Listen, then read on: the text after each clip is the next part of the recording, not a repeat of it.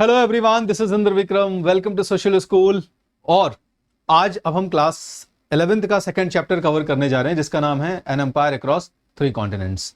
तो यहाँ जो कहानी शुरू होने वाली है ये रोम से शुरू होने वाली है, सिटी ऑफ रोम से शुरू होने वाली है, जो कि उसको एक पूरे अंपायर तक, पूरे एक विशाल साम्राज्य बनने तक चलेगी। लेकिन इसका एक इंट्रोडक्शन पोर्शन है जो कि कवर हो चुका है ऑलरेडी, तो माइट भी आप सबने वो पार्ट देख लिया है जिसमें मेसोपोटामिया से हम रोम तक पहुंचे कैसे, इसके बारे में मैंने एक्सप्लेन किया हुआ था। तो अगर आपने नहीं देखा है तो एक बार देख लो जल्दी से जाके, ताकि आप जब ये वीडियो शुरू कर रहे हो, यहां पर ये टॉपिक शुरू कर रहे हो, तो आपको बैकग्राउंड क्लियर हो जाए कि कैसे हम मेसोपोटामिया की हिस्ट्री से फिर रोम की हिस्ट्री तक पहुंचे और फिर हम किस तरीके से रोम को शुरू कर रहे हैं। तो किस तरह से रोम को शुरू कर रहे हैं वो आज शुरू हो जाएगा और वो आगे के कुछ वीडियोस में सब्सिक्वेंटली फिर कंप्लीट होगा। क्लियर है? तो आज अभी शुरू कर रहे हैं एन एम्पायर अक्रॉस 3 कॉन्टिनेंट्स। नाम से समझ में आ रहा है एक विशाल साम्राज्य की बात हो रही है यहाँ पे, एक वास्ट अंपायर की बात हो रही है यहाँ पे। ये एम्पायर जो है, ये एम्पायर 3 महाद्वीपों में फैला हुआ है। ये साम्राज्य 3 महाद्वीपों में फैला हुआ है। तो कौन सा एम्पायर है ये एम्पायर है रोम। क्लियर है? और कौन कौन से 3 कॉन्टिनेंट्स हैं वो हम समझते हैं। तो थोड़ा बैकग्राउंड से मैं लेके चलता हूं, मतलब थोड़ा सा आपको पीछे की कहानी जो कि आपके बुक में एग्जैक्टली नहीं है वो वाला बैकग्राउंड, और बैकग्राउंड है भी, लेकिन थोड़ा सा मैं कुछ इस तरीके से उसको लेके चलूंगा कि आपको बहुत अच्छे से चीजें सारी क्लियर होती चलेंगी। तो हम बैकग्राउंड पोर्शन और बैकग्राउंड पोर्शन से उसके बाद फिर जो हमारा अर्ली एम्पायर का जो रीजन है, जो टॉपिक है, उसको भी हम इसी में कवर कर लेंगे। ठीक है? तो अर्ली एम्पायर इसी में कवर हो जाने वाला है पूरा। लेकिन अर्ली एम्पायर के पहले जो एक छोटा सा बैकग्राउंड है ना, कि किस तरीके से 3 क्षेत्रों तक ये फैला हुआ है, 3 कॉन्टिनेंट्स तक फैला हुआ, और इसके बाद फिर वो जो अर्ली एम्पायर वाली सिचुएशन है कैसे राइज हो रही, वो सब कुछ कवर कर लेंगे आज के वीडियो में। तो देखो, रोमन एम्पायर के बैकग्राउंड की बात कवर हो चुकी है। पिछले वाले वीडियो में हमने लगभग ये समझ लिया है कि किस तरीके से क्या क्या सिचुएशंस हुई मेसोपोटामिया कि जो फर्स्ट चैप्टर है ना उसके बाद में, और उसके बाद धीरे धीरे करके कैसे कैसे यहां पर डिसइंटीग्रेशन का टाइम पीरियड शुरू हुआ। डिसइंटीग्रेशन के बाद छोटे बड़े राज्य बनते रहे और फिर आगे जाके एक छोटा सा स्टेट है, आज भी एग्जिस्टेंस में है ये, ऐसा है नहीं कि आप आज एग्जिस्टेंस में नहीं है। तो रोम का नाम आप सबने सुना है। रोम जो है ये आज भी अस्तित्व में है बहुत अच्छे से। लेकिन कभी ये बहुत विशाल साम्राज्य हुआ करता था जिसमें 2 मिलियन स्क्वायर माइल्स की जमीन थी, मतलब समझ रहे, एक वास्ट इलाका था, और लगभग 50 मिलियन के आसपास यहाँ की पॉपुलेशन हुआ करती थी। मोर देन 50 मिलियंस के आसपास मैं कह दूं कि यहाँ की पॉपुलेशन हुआ करती थी, मतलब पूरे एम्पायर की पॉपुलेशन की बात कर रहा हूं मैं। तो it was a vast empire. वो एम्पायर कैसे स्टैब्लिश हो रहा है वो सब कुछ हम यहाँ समझेंगे। चलो so how it was extended across 3 continents, ये 3 कॉन्टिनेंट्स में कैसे एक्सपैंडेड है। तो जो रोम का विशाल साम्राज्य है उसका आप एक इमेज यहां पर देख सकते हो। क्लियर है? ये आपको थोड़ा सा आइडिया दे रहा है इसकी ज्योग्राफी के बारे में, ज्योग्राफिकल एक्सटेंट के बारे में। क्लियर है? ये रोम का जो एम्पायर है इसका आप वेस्टर्न पार्ट देखो, ईस्टर्न पार्ट, नॉर्दर्न पार्ट और सदर्न पार्ट जब आप देखोगे तो आप देखोगे Europe most of the part, यानी कि रोमन एम्पायर जो है वो यूरोप का मोस्टर्न पार्ट कवर कर रहा है। क्लियर हो गया आपको? ये देखो, यूरोप का मोस्टर्न पार्ट इसने कवर कर लिया। ठीक है? फर्टाइल क्रेसेंट, फर्टाइल क्रेसेंट अगर याद होगा तो फर्टाइल क्रेसेंट का डिस्कशन थोड़ा सा इसके बारे में मैंने आपको मेसोपोटामिया वाले चैप्टर में बताया हुआ है, यानी राइटिंग एंड सिटी लाइफ जो हमने चैप्टर फर्स्ट कंप्लीट कर लिया, इसमें मैंने आपको थोड़ा सा बताया हुआ है। ये आप अगर देखेंगे, ये जो जोन है यहां पर, ये वाला जो जोन है, ठीक है, ये पूरा फर्टाइल क्रेसेंट वाला जोन हो गया। ठीक है? ये फर्टाइल क्रेसेंट वाला जोन है। यहां पर एक क्रेसेंट शेप स्ट्रक्चर क्रिएट हो रहा है, आपको देखने में समझ में आ रहा होगा। ठीक है? ये हाफ मून टाइप का क्रेसेंट शेप स्ट्रक्चर यहां पे समझ में आ रहा है, इसी को फर्टाइल क्रेसेंट कहते हैं। व्हाई? बिकॉज अर्लीस्ट सिविलाइजेशंस यहां पे निकल रही हैं, जैसे मेसोपोटामिया वगैरह इसी एरिया में ग्रो कर रही थी, क्योंकि यहां पर फिजिबल कंडीशंस हो रही हैं जो कि सिविलाइजेशन को सपोर्ट कर रही हैं। तो बहुत सालों की, मतलब 3000 4000 साल 5000 साल पहले की हम बात कर रहे हैं अगर, तो फर्टाइल क्रेसेंट उस जमाने के लिए अपने आप में बहुत बड़ा अचीवमेंट है सेटलमेंट के पॉइंट ऑफ व्यू से। इसके बाद आगे हम बढ़े तो नॉर्थ अफ्रीका, ये आप देखो तो आपको नॉर्थ अफ्रीका के भी कुछ एरियाज जो है वो इसमें दिख रहे हैं। So the Roman they extended their boundaries to the Europe, to the Africa, and आप कुछ देखोगे इधर, ठीक है, वेस्ट एशिया की तरफ भी ये लोग लगभग जा रहे हैं काफी कुछ, इसलिए इसे हम कहते हैं एन एम्पायर अक्रॉस 3 कॉन्टिनेंट्स। तो ये लॉजिक क्लियर हो गया कि किस तरीके से ये जो शब्द क्वाइन हुआ, ये जो लाइन बन के आ रही है कि एक विशाल साम्राज्य जो 3 महाद्वीपों में फैला हुआ है, तो वो कौन कौन से 3 महाद्वीप हैं? ठीक है, यूरोप हो गया, एशिया की तरफ का हिस्सा हो गया और अफ्रीका की तरफ का हिस्सा हो गया, इसलिए हम इसे कहते हैं एन एम्पायर अक्रॉस 3 कॉन्टिनेंट्स। अब ग्रेजुअली यहां पर एक सिटी स्टेट की बात कर रहा हूं मैं, अगर बहुत अच्छे से आपको समझाऊंगा आज के पूरे वीडियो में, बहुत बढ़िया से ये सब कुछ पता चल जाएगा। कैसे रोम का इनिशियल फेज आया, फिर कैसे वो रिपब्लिक बना, रिपब्लिक से फिर वो कैसे एक एब्सोल्यूट मोनार्की की तरफ चला गया। तो एक छोटा सा सिटी स्टेट जो है, ये सिटी स्टेट किन किन चीजों को मैनेज करेगा या किन किन चीजों की वजह से एक विशाल साम्राज्य में तब्दील होगा कि वो अपने पीक पर जाकर 2 पार्ट्स में डिवाइड हो जाएगा। क्यों? क्योंकि आसान नहीं था पूरे रोमन एम्पायर को यूनिफाइड एडमिनिस्ट्रेशन के तहत मैनेज करना, इसलिए उसको 2 पार्ट्स में डिवाइड करना पड़ा। इस एम्पायर को 2 पार्ट्स में डिवाइड करना पड़ा, जिसे हम वेस्टर्न रोमन एम्पायर कहते हैं और ईस्टर्न रोमन एम्पायर भी कहते हैं। क्लियर है? चलो तो हम देखेंगे हाउ एम्पायर वाज ऑर्गेनाइज्ड। इस एम्पायर का स्ट्रक्चर, संरचना किस तरीके की थी, मतलब कहने का कि किन किन बेसिस पर क्या रिलेशनशिप होते थे। एक अगर मैं ग्रास रूट लेवल के एडमिनिस्ट्रेशन की बात करूं और टॉप मोस्ट एडमिनिस्ट्रेशन की बात करूं, तो किस तरीके से पॉलिटिकल सेटअप था यहां का, और उस पॉलिटिकल सेटअप के तहत किस तरीके से रोम ऑर्गेनाइज था। बेसिकली एक छोटा सा स्टेट, सिटी स्टेट, इतने 2 मिलियन स्क्वायर माइल्स के एरिया में अगर एक्सपैंड हो रहा है, तो दूर की जो प्रोविंसेस हैं, सिटीज हैं और जो मेन कैपिटल स्टेट है, इनके बीच में क्या पॉलिटिकल रिलेशंस थे, किस तरीके से पावर शेयरिंग होती थी, ये सब कुछ हम समझेंगे। हाउ एम्पायर वाज ऑर्गेनाइज, कि इनके बीच में किस किस तरीके से चीजों को ऑर्गेनाइज किया गया, पावर शेयरिंग कैसे होती थी, ऑफिसर्स जो होते थे वो कैसे आते थे, आर्मी कैसे मैनेज होती थी, ये सब कुछ समझेंगे हम। ठीक है, political forces that shape the destiny, means कौन कौन सी पॉलिटिकल फोर्सेस हैं जिसने क्या क्या ऐसा हुआ यहां पर जिसकी वजह से पहले रोम जो कि एक छोटी सिटी स्टेट से रिपब्लिकन बना, तो रिपब्लिकन में किस तरीके का सिस्टम हुआ करता था, कौन सा पॉलिटिकल सिस्टम था, नाम से क्लियर हो रहा है हालांकि, पर इसको थोड़ा सा समझेंगे। इसके बाद फिर जब वो एब्सोल्यूट मोनार्की की तरफ गया अगस्टस के टाइम पर, तो किस तरीके का सिस्टम था वहां पे, और फिर धीरे धीरे कौन कौन से और जैसे 3rd सेंचुरी क्राइसिस और कौन कौन से प्रॉब्लम्स आई पॉलिटिकल लेवल पर, वो सब हम समझेंगे। कौन कौन से पॉलिटिकल एलिमेंट्स थे जो कि रोम को मजबूत बना रहे थे या रोम को एक कंट्री के तौर पर, एक बड़े एम्पायर के तौर पर शेप कर रहे थे। क्लियर है? सोशल ग्रुप्स, रोम की सोसाइटी में किस किस तरीके से सोशल डिफरेंशिएशंस थे, रोम की सोसाइटी में लोगों के पास क्या पावर थी, आम आदमी के पास क्या पावर है, मतलब कहने का, और जो एलीट क्लास के लोग हैं उनके पास क्या पावर है, सोशल स्ट्रक्चर कैसा है, आम आदमी का किस तरीके से वहां पर जीवन यापन होता है। बेसिकली ये सारी चीजें सिटीजन्स के बारे में थोड़ा सा समझेंगे यहाँ पे, और इसके बाद इकोनॉमी, किस तरीके से रोम में रेवेन्यू सिस्टम, टैक्सेशन और वहां का जो मैं कहूं इकोनॉमी रन होता था। तो everything we are going to discuss in this whole video, क्योंकि अब ये प्रॉपर क्या होगा, अनरैप होगा। मैंने कहा ना थोड़ा सा बैकग्राउंड पोर्शन जो आपकी बुक में दिया हुआ है ना, जहां पे अर्ली एम्पायर लिखा है उसके जस्ट पहले एक छोटा सा बैकग्राउंड जैसा पूरा लिखा हुआ है, जिसमें ये एक्सप्लेन है कि 2 एम्पायर थे, रोम और ईरान दोनों की बाउंड्री, तो वो वाला पोर्शन हम यहां पर थोड़ा सा डिस्कस कर लेते हैं। ये भी बहुत जरूरी है समझना। ठीक है, तो आपको ये समझ आ जाएगा कि एम्पायर अक्रॉस 3 कॉन्टिनेंट्स है कौन सा, और कौन कौन से 2 और मतलब 2 एम्पायर्स के बीच में राइवलरी चल रही, ये चीज समझ लोगे तब फिर ये पूरा जो पूरा पोर्शन है ये वाला, ये आपका एक्सप्लेन होगा। चलो आगे बढ़ते हैं हम।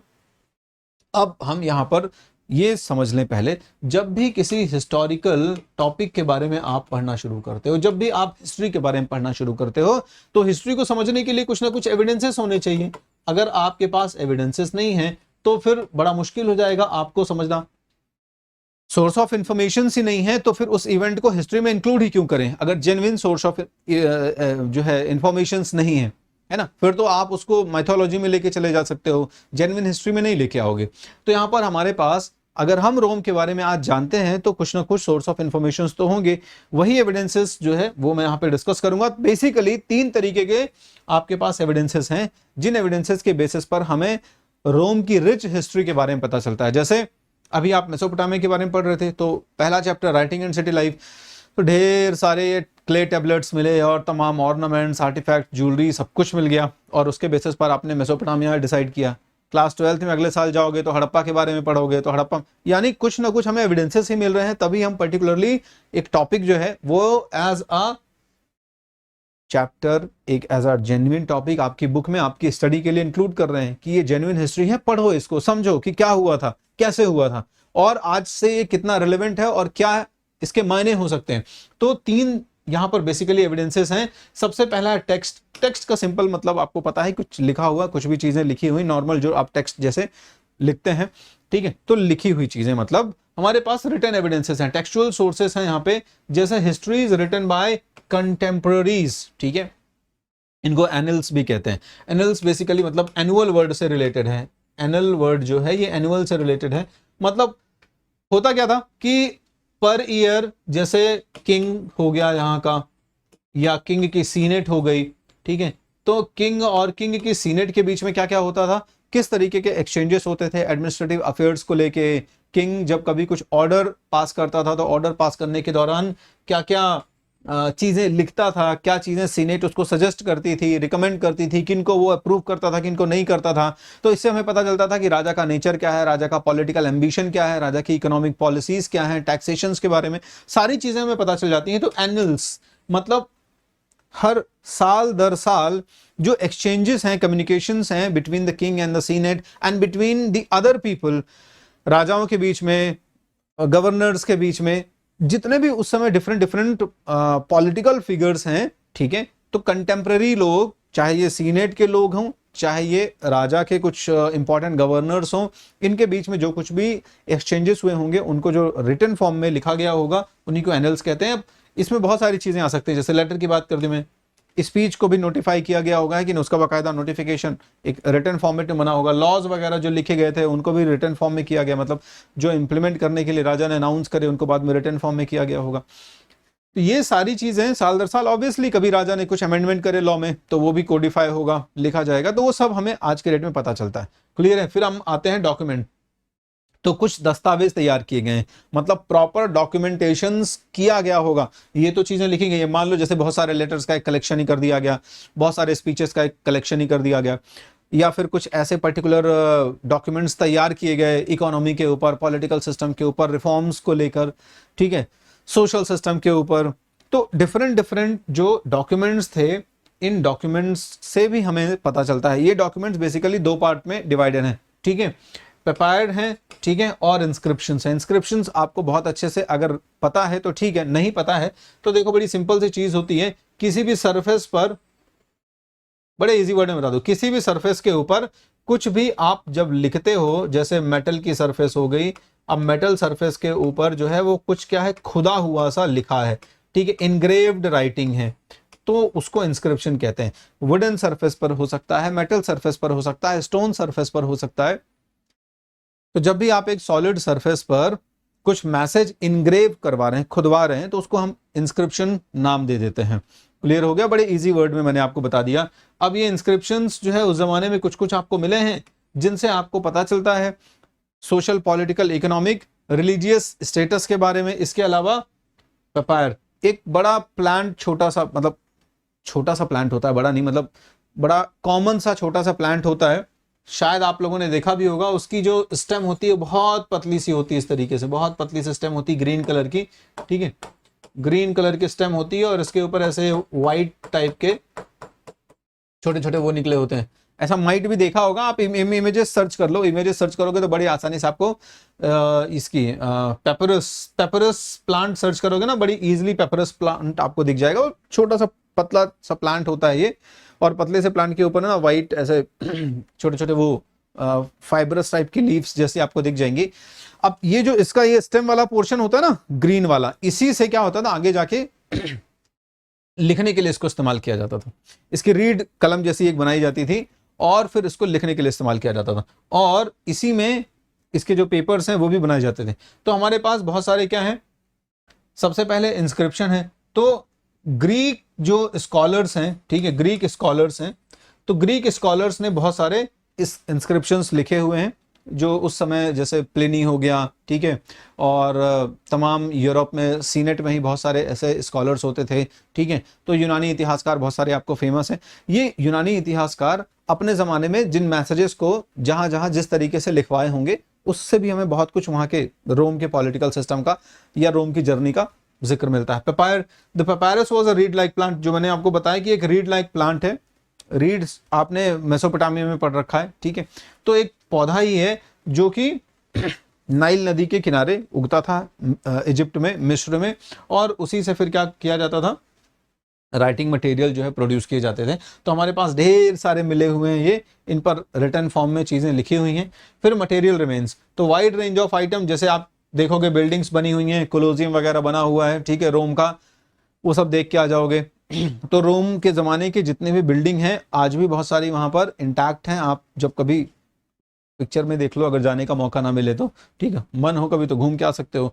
स्टैचूज हैं, पॉटरीज हैं, कॉइन्स हैं। तो ये मटेरियल रिमेन्स हो गए, जिन मटेरियल रिमेन्स के बदौलत हमें ये पता चलता है कि अच्छा, ये जैसे कॉइन हो गए, अब अलग अलग अगस्टस के ज़माने का, क्लाउडियस के ज़माने का, जूलियस सीजर के ज़माने का, इन सब का आपको कॉइन मिल जाएगा। आज के रेट में भी आपको मूर्तियाँ मिल जाएंगी। आप चले जाओ तो रोम में आपको जूलियस सीजर की, अगस्टस की, ठीक है, इन सब की मूर्तियाँ लगी हुई मिल जाएंगी, ठीक है। बिल्डिंग्स तो बनी हुई हैं, बहुत सारी ऐसी बिल्डिंग्स बनी हुई हैं रोम के ज़माने की जो आज भी इंटैक्ट हैं, तो आपको रोम के इतिहास के बारे में बताती हैं। चलो, अब हम थोड़ा सा ये समझ लेते हैं कि अभी तो हमने एक ओवरव्यू देख लिया बाहर से, ठीक है, बाहर से एक ओवरव्यू समझ लिया कि ये जो एम्पायर है ये 3 पार्ट्स में या 3 कॉन्टिनेंट्स में डिवाइडेड है, ये 3 पार्ट्स में एक्सटेंडेड है।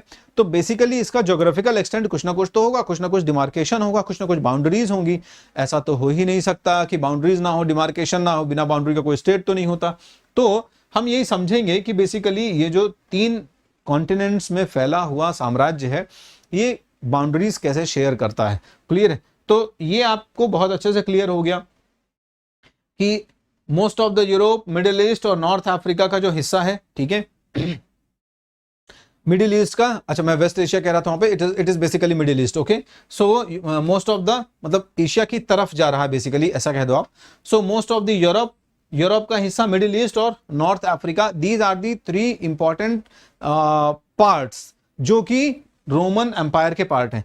अब उस समय जिन 2 एम्पायर को हम ये बोल रहे हैं कि ये बेसिकली एक्सटेंडेड एम्पायर्स हैं, तो वो कौन कौन से हैं, ये इसमें सबसे पहला तो आपका रोम ही आ रहा है, ये ठीक है, ये हो गया आपका रोम।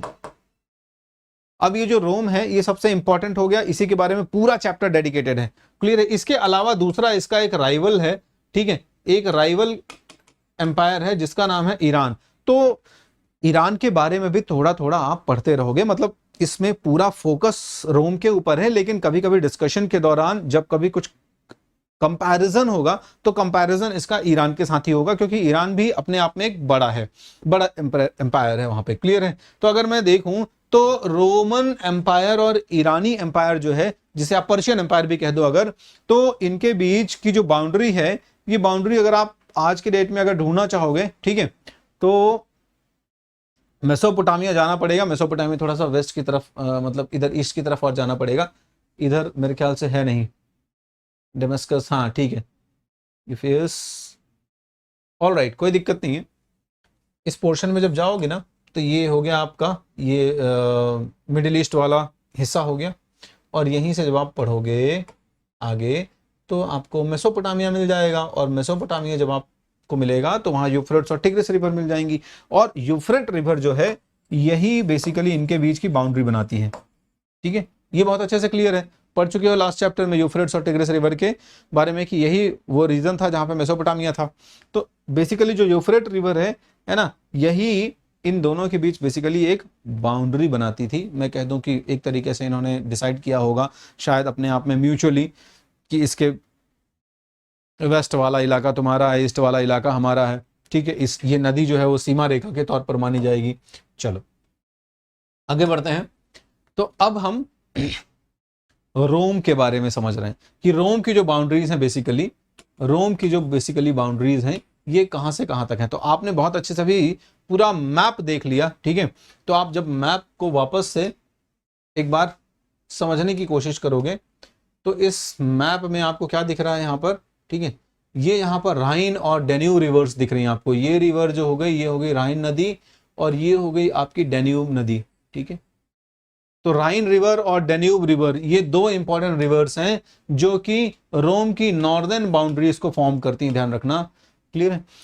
तो नॉर्दर्न बाउंड्रीज में Rome was extended up to the Rhine and Danube rivers. Clear हो गया, बहुत अच्छे समझ में आ जाना चाहिए, कोई भी ऐसा डाउट नहीं रहना चाहिए, क्लियर है। ये हो गया, ये राइन river and Danube river, so this is the western boundaries, boundary में कह दूं ऐसा। ये अटलांटिक ओशन दिख रहा है आपको, नॉर्दर्न अटलांटिक ओशन, इधर चले जाओगे सदर्न अटलांटिक ओशन आ जाएगा आपका। तो अटलांटिक ओशन, ये जो अटलांटिक ओशन है ये क्या है, the western boundary of Roman empire, clear है। आप इधर आओगे साउथ की तरफ, तो जब आप साउथ की तरफ आओगे तो क्या दिख रहा है आपको, ये सहारा का डेजर्ट दिख रहा है, क्लियर है। तो ये पर्टिकुलर यहां तक उन्होंने कवर किया हुआ था ये सब कुछ, ठीक है। ये इस तरीके से ये सब कवर किया हुआ था, ये इधर यूरोप और सब कुछ था, ये यहां से यहां तक इस तरीके से कवर किया हुआ था इन लोगों ने।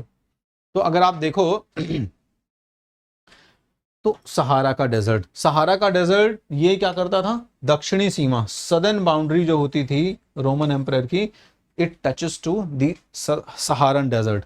और अगर हम ईस्ट की तरफ आए तो ईस्ट में पता ही आपको, अभी हमने डिस्कस किया कि ईस्ट में आप जाओ, मेसोपोटामिया में दो नदियां हैं और एक का नाम है यूफ्रेट टिग्रिस, दूसरे का नाम है टिग्रिस। तो यूफ्रेट्स जो है इसी नदी के पास इनकी ईस्टर्न बाउंड्री है।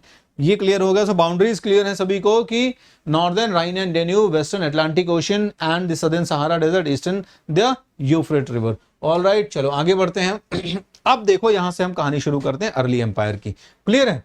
तो 3rd सेंचुरी के पहले रोमन एम्पायर अर्ली एम्पायर है और 3rd सेंचुरी के बाद लेट एम्पायर है, क्लियर है।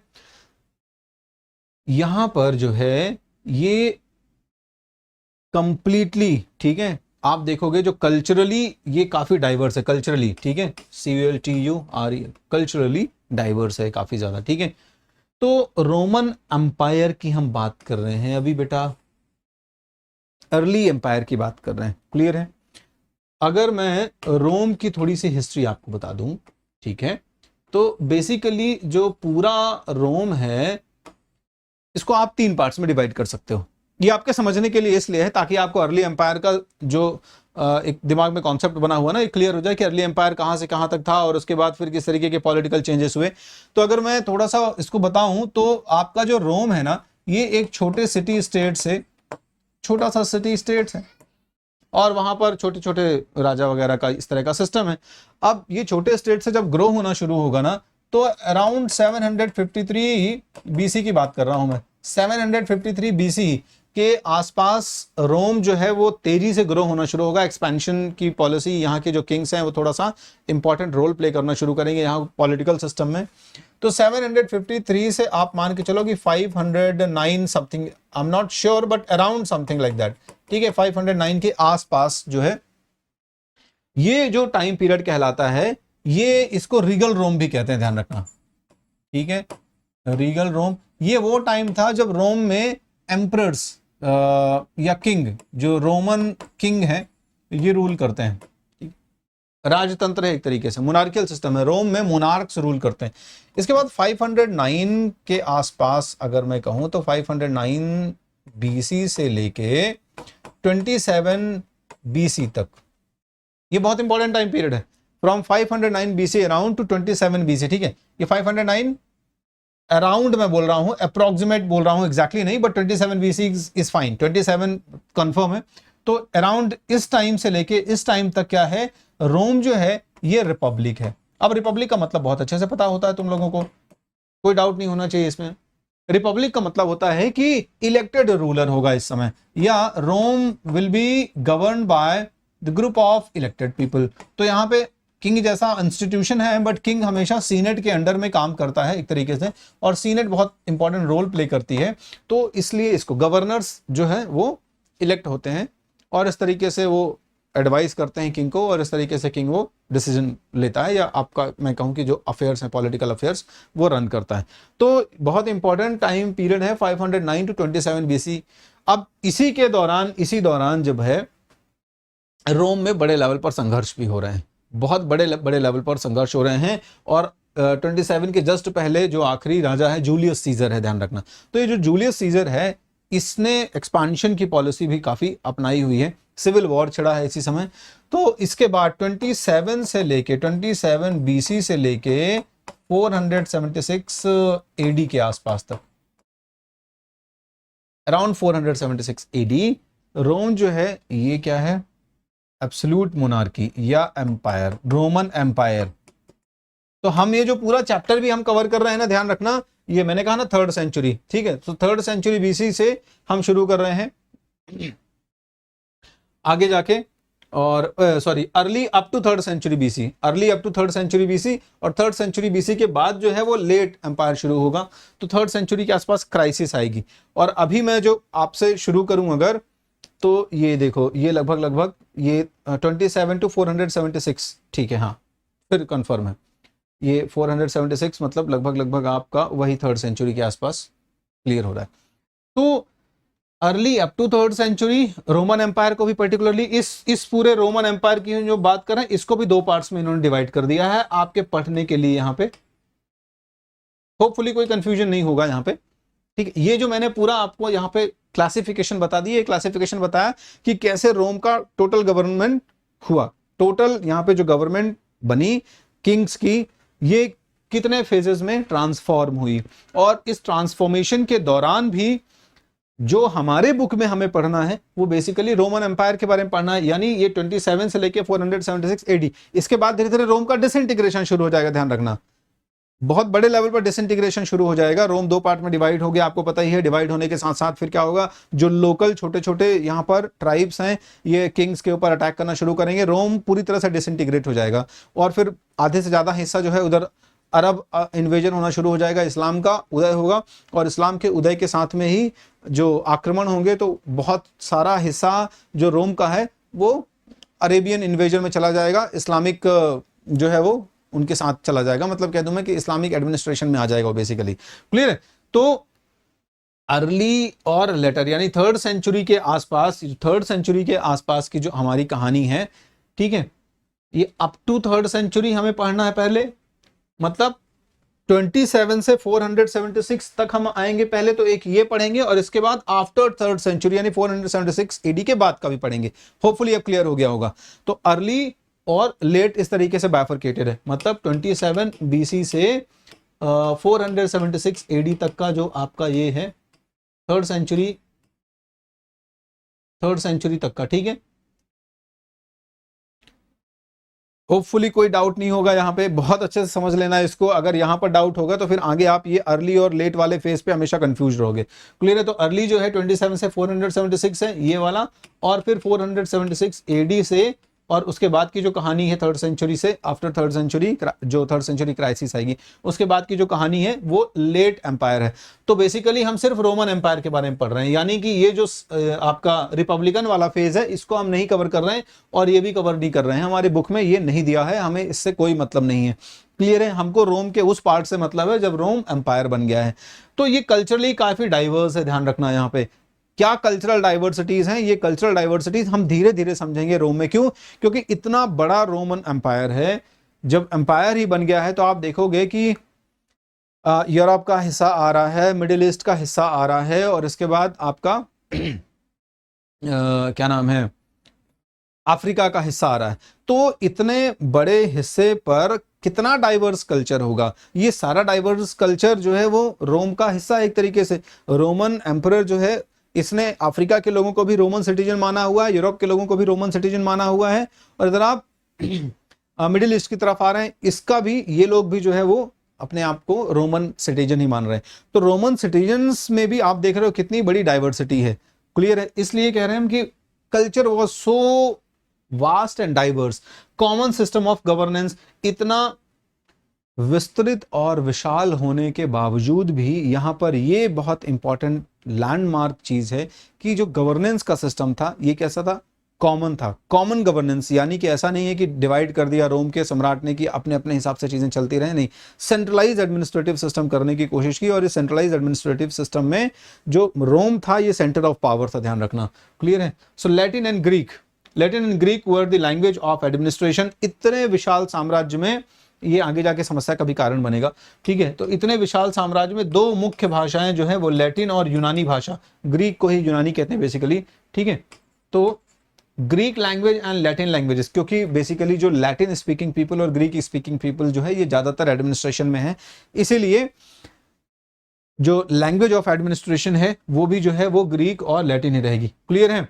इसमें एडमिनिस्ट्रेशन में क्या था, ईस्टर्न अपर क्लास के लोग थे और वेस्ट अपर क्लास के लोग थे, मतलब जो ईस्टर्न पार्ट से आ रहे थे रोम के, अभी आपने देखा, ठीक है। तो रोम के जो ईस्टर्न पार्ट से आ रहे थे और वेस्टर्न पार्ट से आ रहे थे, क्लियर है। ये रोम का ईस्टर्न पार्ट हो गया, वेस्टर्न पार्ट हो गया। तो रोम पहले डिवीजन नहीं था, बाद में डिवीजन होगा ना, ये 3rd सेंचुरी क्राइसिस के काफी साल बाद, यानी अर्ली एम्पायर और लेट, हमने ये 2 पार्ट्स पढ़े।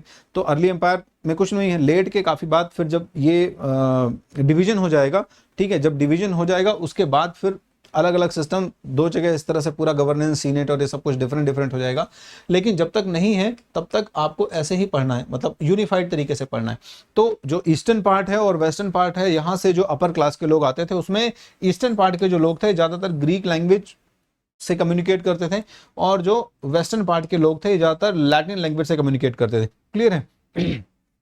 और ये सारे जो लोग थे, यानी इतना रिच कल्चरल डाइवर्सिटी का जो यहाँ पे पॉपुलेशन है वो, क्लियर है, सारे डिफरेंट सब यूनिट्स जो हैं, सिटीज और जो प्रोविंसेस हैं रोम के, सब ये एक सम्राट, एक सम्राट को ही अपना सुप्रीम रूलर मानते थे, मतलब वो जो एम्परर होता था। इसीलिए इसका नाम रोमन एम्पायर रखा गया है, क्योंकि यहाँ पर अब एम्परर जो है वो सर्वोच्च है, सम्राट जो है वो सबसे सुप्रीम अथॉरिटी है। तो एक सिंगल जो एम्परर होता था, द एम्परर, मतलब सम्राट को ही यहाँ पे सबसे इंपॉर्टेंट माना जा रहा है, ठीक है। सो द एम्परर वाज, और the samrat was the one supreme authority of the entire Roman empire. Clear हो गया यहाँ पर, होपफुली कोई डाउट नहीं होगा आपको इतने में। तो आगे बढ़ता हूं मैं यहां से। अब चलो, अर्ली एम्पायर की जो शुरुआत हो रही है इसके बारे में मैंने आपको बता दिया कि बेसिकली जो अर्ली एम्पायर आपका शुरू हो रहा है, इट स्टार्टेड अराउंड 27 BC। अब यहाँ पे कोई कंफ्यूजन नहीं होना चाहिए, अगर अभी भी है तो जल्दी से थोड़ा सा वीडियो को और पीछे कर लो और देख लो कि मैंने रोम को या रोम के पॉलिटिकल जर्नी को 3 पार्ट्स में डिवाइड किया हुआ है।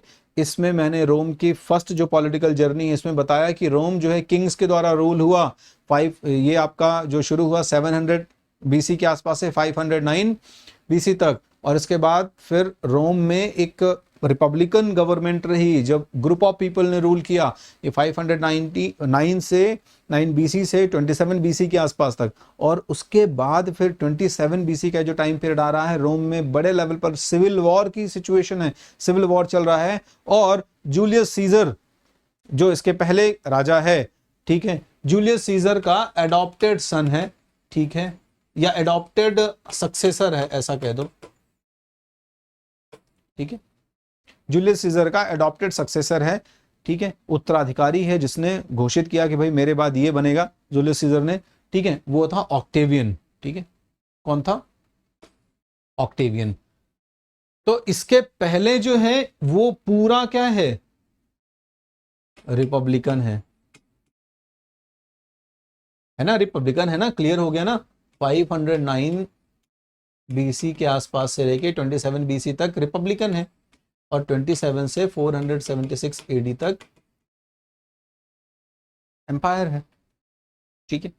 तो ये जो डिमार्केशन है ये आपको बहुत अच्छे से ध्यान रखना है, क्लियर है। इसके बाद फिर आगे ऐसा नहीं कि रोम अभी खत्म हो जा रहा है, रोम अभी आगे और बढ़ेगा, लेकिन फिर धीरे धीरे उसका पूरा डिसइंटीग्रेशन ही हो जाएगा। चलो, तो ये जो रिपब्लिकन समय है, रिपब्लिकन समय में क्या होता था, यहाँ पर एक सीनेट रूल करती थी, ठीक है। लेकिन इस दौरान जब सिविल वॉर खत्म हुआ और ऑक्टेवियन रूलर बना, तो वो किस नाम से गद्दी पर बैठा? अगस्टस नाम से गद्दी पर बैठा, ठीक है। इसका नाम ध्यान रखना, ये जूलियस सीजर जिसकी हम बात कर रहे थे अभी, ठीक है, जूलियस सीजर ये वही है जिसके नाम पर जूलियन कैलेंडर, ये जो आज आप कैलेंडर इस्तेमाल करते हैं ना, ये वही जूलियस सीजर के नाम पर कैलेंडर है। और आज आप अगर कहो तो अगस्त का महीना आपने सुना है ना, ऑब्वियसली सुना है। तो अगस्त का महीना इसी अगस्टस के नाम पर है, जो अगस्टस एम्परर है, जो कि रोमन एम्पायर की नींव रख रहा है। इसी के नाम पर डेडिकेटेड है। अगस्त का महीना, the month of August, the month of August, clear है, अगस्टस। इसका एक्चुअल नाम है Octavian and he ascended to the throne under the name Augustus। ये गद्दी पर बैठ रहा है, इसका वास्तविक नाम ऑक्टेवियन था और ये गद्दी पर जब बैठ रहा है तो किस नाम से बैठ रहा है, अगस्टस नाम से बैठ रहा है। चलो क्लियर हो गया इतना। तो इसने क्या परिवर्तन किए, इसने पॉलिटिकल सिस्टम में काफी बड़े चेंजेस किए, ठीक है। ये जो भाई साहब हैं इन्होंने बड़े लेवल पर चेंजेस किए पॉलिटिकल सिस्टम में। क्या क्या पॉलिटिकल चेंजेस किए हैं इसने सबसे पहले तो ये कहा कि देखो भाई साहब ऐसा है, ये 27 बीसी से 14 बीसी तक ये रूलर रहेगा अगस्टस, ठीक है। और फिर इसी का बनाया हुआ जो पॉलिटिकल सिस्टम है ये आगे रन करेगा और रोम और महत्वपूर्ण पावरफुल बन के उभरेगा। तो इसने कहा कि देखो भाई साहब ठीक है, लेकिन जूलियस सीजर की डेथ जो है इसमें सीनेट का बड़ा रोल था, बड़ा इंपॉर्टेंट रोल था, ध्यान रखिएगा। कुछ लोग, ऐसा कहा जाता है कि सीनेट के कुछ लोगों ने ही हत्या करवाई थी जूलियस सीजर की, ठीक है। तो इसका एक ये भी था कि भाई सीनेट अब इतना पावरफुल नहीं होना चाहिए। एम्परर जो है वो बेसिकली जो यूनिट है मेन एडमिनिस्ट्रेशन की, वो फेस है मेन एडमिनिस्ट्रेशन का, तो एम्परर के हाथ में पावर होनी चाहिए। लेकिन अब अचानक से सीनेट को आप ओवरथ्रो करके और एकदम से फुल फ्लेज्ड एम्परर बन नहीं सकते हो, क्योंकि आपको उनका साथ भी चाहिए रूल करने के लिए, क्योंकि सीनेट में ऐसे आम आदमी नहीं आ जाते थे, सीनेट में वहां के वेल्दी लोग होते थे, सीनेट में वहां के पढ़े लिखे लोग होते थे, ठीक है। तो जो अपर क्लास होता था वही सीनेट का हिस्सा बनता था, ठीक है। अब ऐसे इतना जल्दी आप इन लोगों को कैसे ओवरथ्रो कर सकते हो या इनको कैसे ओवर पावर कर सकते हो, तो धीरे धीरे थोड़ा सा स्ट्रेटजी के साथ करते हैं काम। अगस्टस ने यही किया है। यहाँ पे अगस्टस ने क्या किया कि रोम को एक एम्पायर डिक्लेयर किया कि अब रोम जो है वो रिपब्लिक तो है, रिपब्लिक के साथ साथ एक साम्राज्य या सम्राट के इर्द गिर्द यहाँ की जो राजनीतिक व्यवस्था है वो घूमेगी। Means now from this time onward the emperor will be the central figure of administration और the decision making। सम्राट जो होगा वो निर्णय लेने का सबसे महत्वपूर्ण यूनिट होगा और सत्ता जो है वो सम्राट के ही चारों तरफ घूमेगी। जो पावर है वो किसके हाथ में रहेगी, मेनली एम्परर के हाथ में रहेगी। जो आपका सीनेट है वो अभी भी एडवाइस करेगा, लेकिन अब सीनेट उस तरीके से वीटो पावर और इस तरह जैसी चीजों का वैसे इस्तेमाल करके एम्परर के ऊपर डोमिनेट नहीं हो सकता है कि डिक्टेट कर ले, ऐसी सिचुएशन नहीं बनेगी। क्लियर। अब आपको यह भी दिखाना था कि हम ऐसे अंडरमाइन नहीं कर रहे हैं सीनेट की अथॉरिटी को, इसलिए इसने अपने लिए क्या है कुछ नए टर्म बनाए। अब ये टर्म देखो, इसने क्या कहा कि now the emperor is also one of the citizen of the Rome. Emperor और कोई नहीं है, वो भी रोम का एक नागरिक है, सामान्य नागरिक है, but he is the leading citizen. और ये जो टर्म आता है ये लैटिन भाषा के एक लैंग्वेज से आता है, प्रिंसिपेट। क्लियर। तो बेसिकली इसने रोम को क्या प्रिंसिपेट सिस्टम में वो कर दिया। क्लियर है। सीधे सीधे नहीं कह दिया कि अब हम सबसे महत्वपूर्ण है, तुम लोग की बात सुन जरूर लेंगे, माने चाहे ना माने, ये हमारा मन है, ये होगा, ये उसने सीधे सीधे नहीं कहा। तो उसने क्या कहा कि देखो ऐसा है कि मैं आप लोगों के जो एडवाइस हैं इन एडवाइजर्स के हिसाब से ही काम करूंगा, लेकिन मैं अब थोड़ा सा अपनी आइडेंटिटी चेंज करना चाहता हूं। मैं क्या चाहता हूं, मैं चाहता हूं कि मैं किस हिसाब से जाना जाऊं, मैं जाना जाऊं अब एक लीडिंग सिटीजन के नाम से। क्लियर है। प्रिंसेप के नाम से, प्रिंसेप के नाम से जाना जाऊं। और ये प्रिंसेप जो है या प्रिंसिपेट जो है बेसिकली सीनेट इसको एडवाइस देगी, सीनेट एडवाइस देगी। पहले क्या है, पहले वही गवर्नर बहुत इंपॉर्टेंट रोल प्ले करते थे, लेकिन अब इसने क्या कहा कि सब कुछ मैं ही संभाल लूंगा, सीनेट को करने की जरूरत नहीं है। लेकिन सीनेट के बिना एडवाइस के मैं काम कैसे कर सकता हूं, तो सीनेट मतलब अब क्या है थोड़ा सा सिंबॉलिक हो गई और ये प्राइम हो गया। पहले भी यही था, लेकिन पहले सीनेट उतना ही इसके साथ एडमिनिस्ट्रेशन में इन्वॉल्व भी है, तो अब इसने पावर सारी अपने हाथ में रख ली है। कुल मिला के कहने का मतलब ये। चलो, तो एडवाइज्ड बाय द सीनेट मतलब सीनेट को ये जो एडवाइस लेगा सीनेट से, ये प्रिंसिपेट अगस्टस उसी हिसाब से काम करेगा।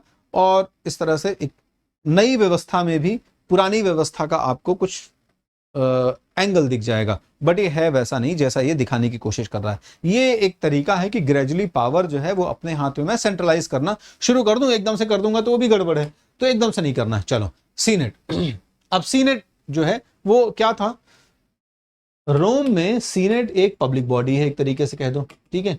मतलब it is a body of parliament कह दो आज के जमाने की, ठीक है। So it's a body which is basically dominated by the wealthy section of the Rome, ठीक है। So it was controlled,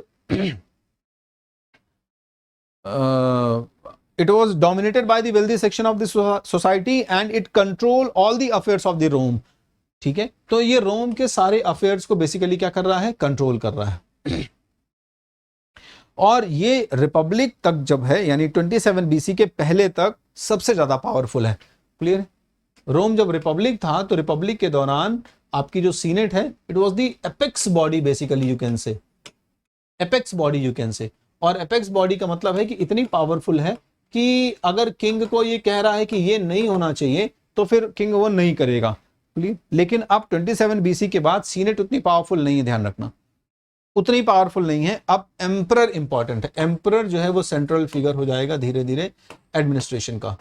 okay, तो ये कंसिस्टेड ऑफ एरिस्टोक्रेट्स बता दिया। एरिस्टोक्रेट्स का सिंपल सा मतलब है कि वो लोग जो उच्च वर्ग के थे, अपर क्लास के लोग थे यहाँ पे, ठीक है। तो अपर क्लास के जो लोग हैं यही सीनेट में बेसिकली आएंगे। सीनेट में आम आदमी ऐसे नहीं आ पाएगा कि कोई भी आदमी उठा और चला गया वो सीनेट बन गया, नहीं। इलेक्शन भी अगर लड़ेगा, मान लो जैसे सीनेट के लिए भी छोटे मोटे इलेक्शन जैसा इंस्ट्रूमेंट बना था, लेकिन इसका मतलब ये नहीं कि कोई भी ऐसे इलेक्शन लड़ लेगा। उसके लिए भी कुछ क्राइटेरिया होते थे, पढ़ा लिखा होना चाहिए, ठीक है, कुछ उसके पास एक पर्टिकुलर वेल्थ होनी चाहिए। तो एक आप कुछ ना कुछ हैसियत अगर रखते हैं तभी आप सीनेट बन पाएंगे, otherwise it is not possible for you, it is not possible for the common man to become CM, the member of senate, ठीक है। इवन इन टुडेज सीएम भी, ठीक है, कि बहुत पापड़ बेलोगे तब जाके सीएम बनोगे, है कि नहीं, या पीएम बनोगे। तो जब तक आप वो पापड़ बेलोगे तब तक कॉमन मैन, लेकिन जैसे जैसे आप वो पापड़ बेल बेल के आप एक पावरफुल पोजीशन अचीव करते हैं तब जाके आप कुछ बन जाएंगे, ठीक है। तो कुल मिला के मतलब सामान्य व्यक्ति के लिए नहीं था। फिर दूसरा सेंट्रल फिगर है रोम में army, next to the emperor and the senate, next to the emperor and the senate the other की। तो एम्परर अभी ठीक है, एम्परर तो हम समझ गए कि एम्परर अपने आप को पावरफुल करने की कोशिश कर रहा है, दूसरा सीनेट हम समझ गए, आर्मी। तीसरा सबसे इंपॉर्टेंट जो फिगर है रोम में वो है आर्मी। एम्परर सबसे पहला हो गया, सीनेट दूसरा हो गया, ठीक है। पहले रिपब्लिक के पहले सीनेट पहला था और साथ में इसके emperor was the part of the senate, ठीक है। ऐसा, तो अब एम्परर फर्स्ट हो गया, सेकंड सीनेट हो गया, और उसके बाद अगला है इंपीरियल रूलर जो है आर्मी, ठीक है। Institution of the imperial rule, मतलब इस साम्राज्य का जो सबसे इंपॉर्टेंट इंस्टीट्यूशन है वो है आर्मी, सेना। Romans had a paid professional army. ये देखो, मतलब अगर ये एम्पायर बना, अगर रोम एक विशाल साम्राज्य बना तो वो ऐसे नहीं बन गया।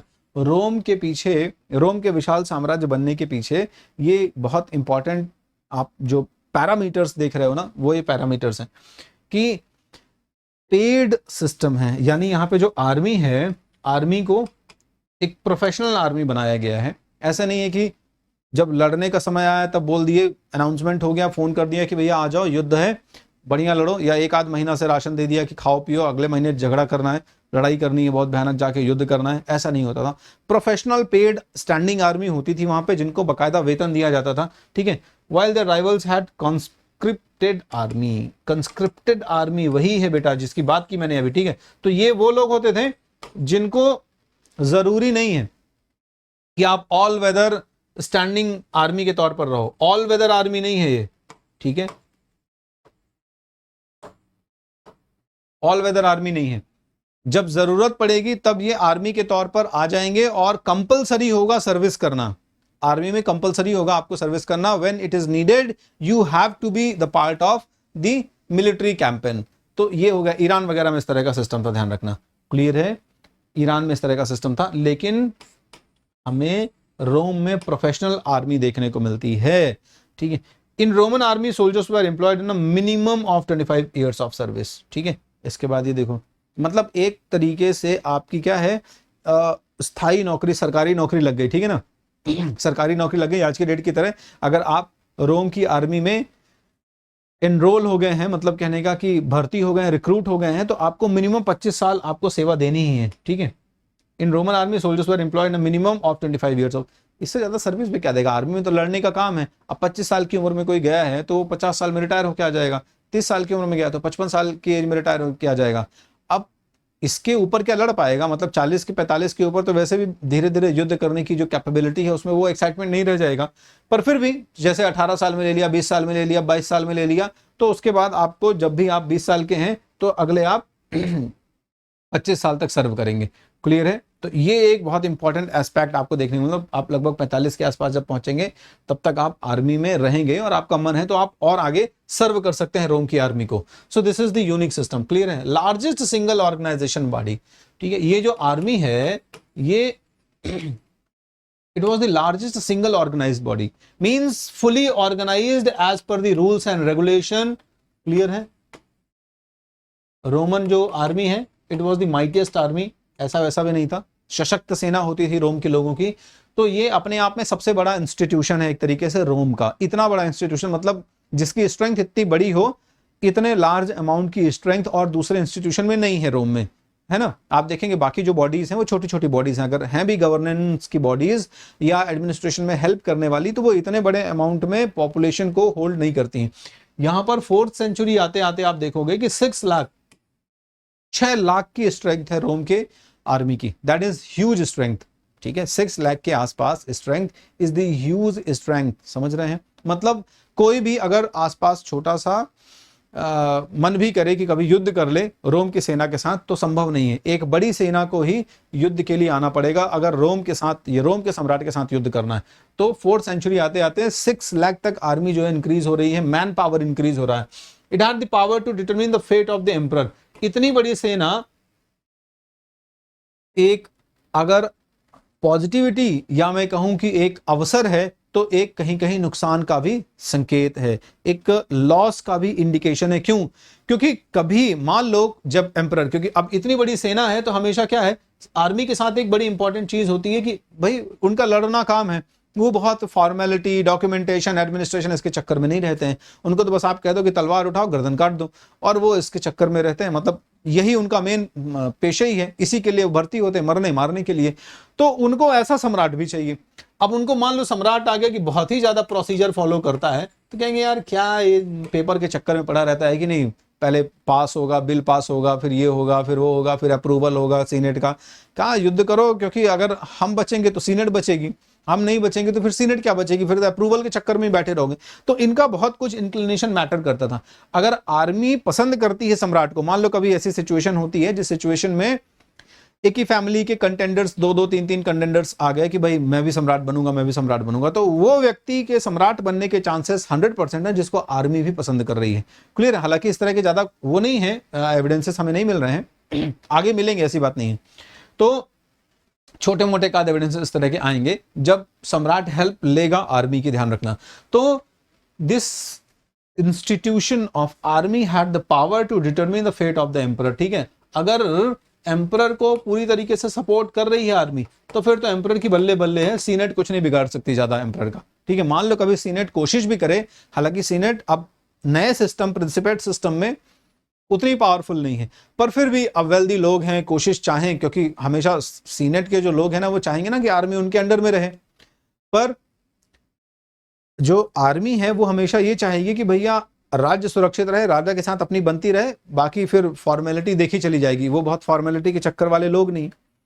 तो इनको भी हमेशा यही रहता था कि हम राजा को अपने हिसाब से रखें, राजा हमारी ट्यून वाला हो, हमारी ट्यूनिंग जमती रहे राजा से, बाकी फिर कोई दिक्कत नहीं है। सीनेट के 2-4 लोग हैं भी वहां, तो आर्मी के सामने कहां सीनेट टिकने वाली है, या सीनेट के मेंबर्स एक साथ सारी सीनेट तो विद्रोह करेगी भी नहीं, कुछ लोग करेंगे, तो फिर आर्मी बैठी हुई है राजा के सपोर्ट के लिए। ठीक है, so the success of individual emperor depend on their control of the army. जो मैंने अभी एक्सप्लेन किया कि अगर राजा आर्मी यानी खुद भी एक जनरल है, खुद भी एक प्रॉपर कमांडर है, और खुद भी उसकी मिलिट्री स्ट्रेंथ जो है वो बढ़िया है, तलवार वलवार चलाने में माहिर है ना, ऐसा नहीं कि तलवार लेके 2-4 घंटा खड़ा रहे तो फिर थक जाए, ग्लूकोज चाहिए उसको कुछ देर बाद, ठीक है, कि यार थक गए बहुत देर से लड़ते हुए, नहीं, मतलब इस तरह से उसकी जो ब्रेवरी होनी चाहिए कि लड़ते लड़ते आर्मी के सोल्जर्स को लगे कि क्या ब्रेवरी है, क्या लड़ता है राजा हमारा, ठीक है, काश हम भी राजा की तरह लड़ सके, मतलब मोटिवेशन आ जाए राजा की लड़ाई का पैटर्न देख के, तरीका देख के।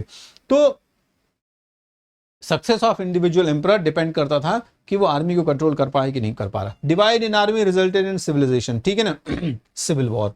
क्लियर है? तो आर्मी में कभी कभी जब ये डिवीजन की सिचुएशन आती थी तभी सिविल वॉर की सिचुएशन क्रिएट होती थी। ध्यान रखना, सिविल वॉर की सिचुएशन का मतलब समझ रहे हो आपकी, जैसे मान लो आर्मी दो हिस्सों में बट गई तो फिर ऑब्वियस सी बात है एक धड़ा दूसरे को सपोर्ट करेगा, दूसरा धड़ा जो है आर्मी का दूसरे को सपोर्ट करेगा और इस तरह से गृह युद्ध की स्थिति क्रिएट हो जाएगी।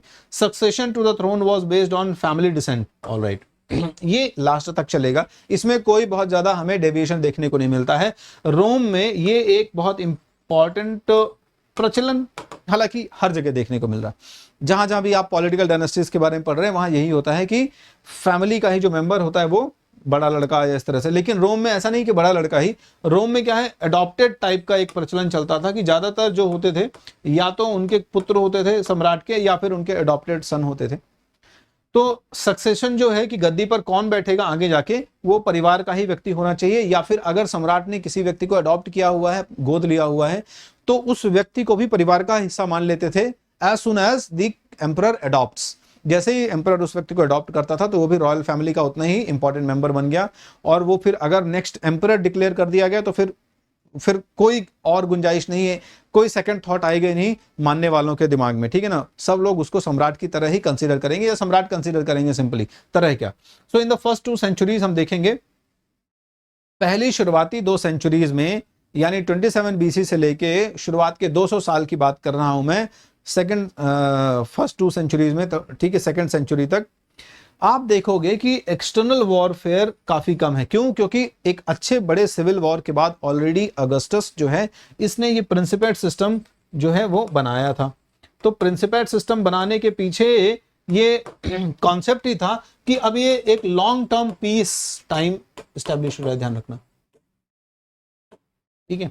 तो जब ये यहां पर रोम में प्रिंसिपेट सिस्टम बन रहा है तो इसी समय रोम में क्या हो रहा है, ये पीस टाइम शुरू हो रहा है और एक लंबे समय तक जो शांति काल है वो बना रहेगा, युद्ध की स्थिति नहीं बनेगी, ठीक है। क्योंकि अगस्टस, मैंने कहा ना, जो अगस्टस है जिसने प्रिंसिपल सिस्टम शुरू किया, अगस्टस द किंग अगस्टस, इसका पूरा कार्यकाल जो है वो शांति काल कहलाता है, ठीक है। आगे के भी जो रूलर्स आएंगे, अगले 2-3 रूलर्स जो आएंगे, ठीक है, जैसे अगस्टस आएगा, अगस्टस के बाद मेरे ख्याल से टाइबेरियस क्लाउडियस आता है या टाइबेरियस आता है, इस तरह से, फिर ट्रजान आता है। तो इस तरह से करके ये जो शुरू के 2-3 रूलर्स हैं इनके टाइम तक बिल्कुल कोई दिक्कत नहीं होगी। ट्रजान के टाइम पर थोड़ा बहुत हमें देखने को मिलता है, क्लियर है। चलो, ट्रजान जो रूलर है इसके टाइम पर हमें थोड़ा सा देखने को मिलता है कि वो एक्सपीडिशंस पे जाएगा, स्पेशली आपका जो ईस्टर्न पार्ट है ना, ईस्टर्न पार्ट को कॉन्कर करने के लिए जाएगा। जो मेसोपोटामिया वाला हिस्सा वगैरह है ये इसी ट्रजान के टाइम पर कॉन्कर हुआ था, तो ये कॉन्कर करेगा उसको, और इसके बाद फिर जब वो जाता है वहां पे तो वहीं वो पर्शियन गल्फ के पास पहुंचता है और वहां तक उसका एक्सपीडिशन हो चुका होता है। पर अब वो सयाना हो गया था, उसके पास उतनी हिम्मत नहीं थी। तो वहां पर आपके बुक में भी एक छोटा सा बॉक्स लिखा हुआ है, वो उसके मन में भाव आता है, उसके मन में लगता है कि यार काश मैं और आगे जा सकता और मैं इंडिया को कॉन्कर कर सकता, काश मैं सिकंदर की तरह जवान होता। तो उसका सपना सपना ही रह गया, क्योंकि आगे का जो टाइम था उसके लिए आसान नहीं था। इंडिया में आता भी तो ठीक ठाक रूलर्स थे उस समय, आसान नहीं था उसके लिए जीत पाना। चलो, तो ये समझ गया बहुत अच्छे से, अर्ली एम्पायर बहुत अच्छे से क्लियर हो गया होगा आपको। आगे बढ़ जाओ, तो आगे बढ़ोगे तो क्या, administrative and political setup of Roman empire, यानी अब हम समझेंगे कि ये जो पूरा इतना विशाल रोमन एम्पायर बना है, यहां पर किस तरीके से यहाँ का एडमिनिस्ट्रेटिव सिस्टम था, कैसे प्रशासनिक व्यवस्था चलती थी, ठीक है, और पॉलिटिकली रोम को किस तरीके से डिवाइड किया गया था। रोम का पॉलिटिकल जो डिवीजन था वो क्या था, क्लियर है। So there were 3 main players. There were 3 main players. 3 मुख्य प्लेयर हैं यहां पर, क्लियर है, पढ़ चुके हो।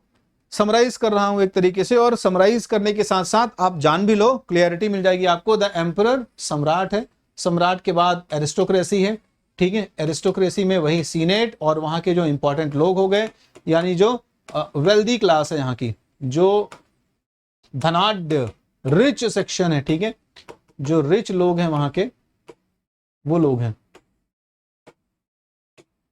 तो सीनेट है, वेल्दी क्लास के लोगों से बनी हुई है। ऐसे ही जब छोटे छोटे यूनिट्स में आप जाओगे, यानी मेन जो रोम की राजधानी कैपिटल सिटी हो गई, वहां पर तो सीनेट काम कर ही रही। इसके अलावा भी आप छोटे छोटे जो दूर के एरियाज हैं, जो सिटी एरियाज हैं, सिटी एरिया में भी गवर्निंग सिस्टम होता था। तो इस गवर्निंग सिस्टम में भी जो लोग होते थे वो भी बेसिकली एरिस्टोक्रेट ही होते थे। मतलब ऑब्वियसली जहां जहां पर भी आज भी देखो या उस समय देखो, कभी भी देखोगे आप, तो सत्ता उसी व्यक्ति को मिलती थी। ज्यादातर केसेस में कहीं कहीं तो उस व्यक्ति को भी मिल जाती थी जो पर्टिकुलरली मतलब मिलिट्रली बहुत पावरफुल होता था या उसके अंदर पर्सनल ज्यादा कैपेबिलिटीज होती थी। पर यहाँ के केस में ज्यादातर जो एरिस्टोक्रेट सेक्शन होता था वही अपने हाथ में पावर को होल्ड करता था। ये चाहे कैपिटल सिटी की बात कर लूं मैं, या फिर मैं किसी दूर प्रोविंस की बात कर लूं या दूसरे शहर की बात कर लूं, तो एरिस्टोक्रेसी जो है वो यहां पर है। और तीसरा आर्मी। तो ये तीन मेन प्लेयर हैं और यही तीन जो है वो पूरे रोम साम्राज्य को संभालते हैं। ठीक है, एम्परर कैपिटल सिटी में बैठा हुआ है और आर्मी उसके साथ है वहां पर, और इसके अलावा जहां जहां एम्परर ने उसको डिप्लॉय किया हुआ है वहां पर है। और एरिस्टोक्रेसी जो है ये कहां पर है? एरिस्टोक्रेसी एक तो कैपिटल और कैपिटल के साथ साथ जो बाकी सिटीज हैं वहां पर। ठीक है, तो एक सेंट्रल एडमिनिस्ट्रेशन और छोटे छोटे लेवल पर provincial administration. Now coming to the Augustus and Tiberius का मतलब है कि हम ने जो कहानी शुरू करी वो कहां से शुरू करी? अगस्टस से शुरू करी, और अगस्टस से आगे हमारी जो कहानी है वो टाइबेरियस तक। टाइबेरियस एक रूलर है जिसके टाइम पर आगे जाके धीरे धीरे आप देखोगे कि रोमन जो एम्पायर है वो अपने पीक पर पहुंच चुका होगा। ठीक है, so Augustus the one who establish principate, and Tiberius जिसके टाइम पर धीरे धीरे रोमन एम्पायर अपने डेवलपमेंट के पीक पर होगा। The gradual extension of Roman direct rule. ठीक है, तो धीरे धीरे ये जो एम्पायर वाला सिस्टम है, यानी कि अगस्टस का एस्टैब्लिश किया हुआ सिस्टम है, इसमें एम्परर के हाथ में चूंकि पावर है तो एम्परर धीरे धीरे एक्सपेंशन की नीति, विस्तार की नीति जो है वो अपनाएगा, और नेबरिंग स्टेट से शुरू करके धीरे धीरे एक बड़े एरिया पर ये अपनी सत्ता है उसको स्थापित करने की कोशिश करेंगे। तो ज्यादातर यहां पर क्या होगा? ज्यादातर पूरा जो रोमन एम्पायर है वो डायरेक्टली रूल हो रहा है। क्लियर है? इसके अलावा मतलब जैसे मैं कहूं कि जो देखो बहुत अच्छे से थोड़ा सा ब्रेक करके मैं समझा देता हूं। ये हो गया रोम। तो रोम जो है ये तो डायरेक्टली रूल हो रहा है। इसके अलावा जो रोम है इसने जब युद्ध करके एक्सपेंशन करा, तो एक्सपेंशन करने के दौरान भी दो तरीके के किंगडम्स इसके कब्जे में आ गए। ठीक है, कुछ थे जो कंप्लीटली डिपेंडेंट किंगडम्स थे, कंप्लीटली डिपेंडेंट किंगडम्स थे, और कुछ थे जो प्रोविंशियल टेरिटरीज थी, रोमन प्रोविंशियल टेरिटरीज थी।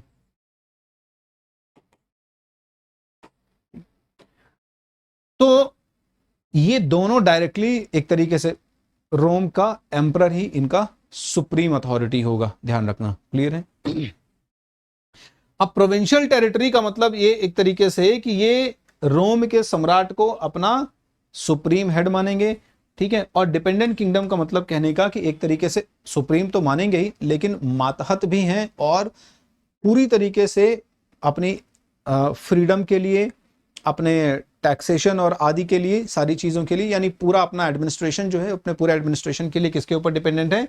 रोम के ऊपर, यानी सेंट्रल जो कैपिटल है, कैपिटल सिटी है, उसके ऊपर डिपेंडेंट है। क्लियर है? तो ये बहुत अच्छे से समझ में आ गया होगा, कोई डाउट नहीं होगा इसमें। चलो local kingdoms that were clients of Rome. ये देखो लोकल किंगडम्स, अब ये पूरा रोम का साम्राज्य हो गया। पूरा संसार तो जीता नहीं है ना इन लोगों ने। कुछ एरियाज कंप्लीटली अपने सब्जुगेशन में लिए, और कुछ एरियाज के लोग जो हैं वो इनकी सुप्रीमेसी एक्सेप्ट करते हैं। नॉर्मली यही होता है वैसे भी हर जगह। राजा जो है उसको लगा कि भाई कौन लड़े, ज्यादा पावरफुल है ही है ऑब्वियसली, तो अननेसेसरी लॉस होगा फाइट में। ठीक, तो dependent kingdom, local kingdoms that were clients of Rome, और क्लाइंट का मतलब हो गया कि रोम इनको प्रोटेक्ट करने की पूरी रिस्पॉन्सिबिलिटी लेगा। The near east full of such state.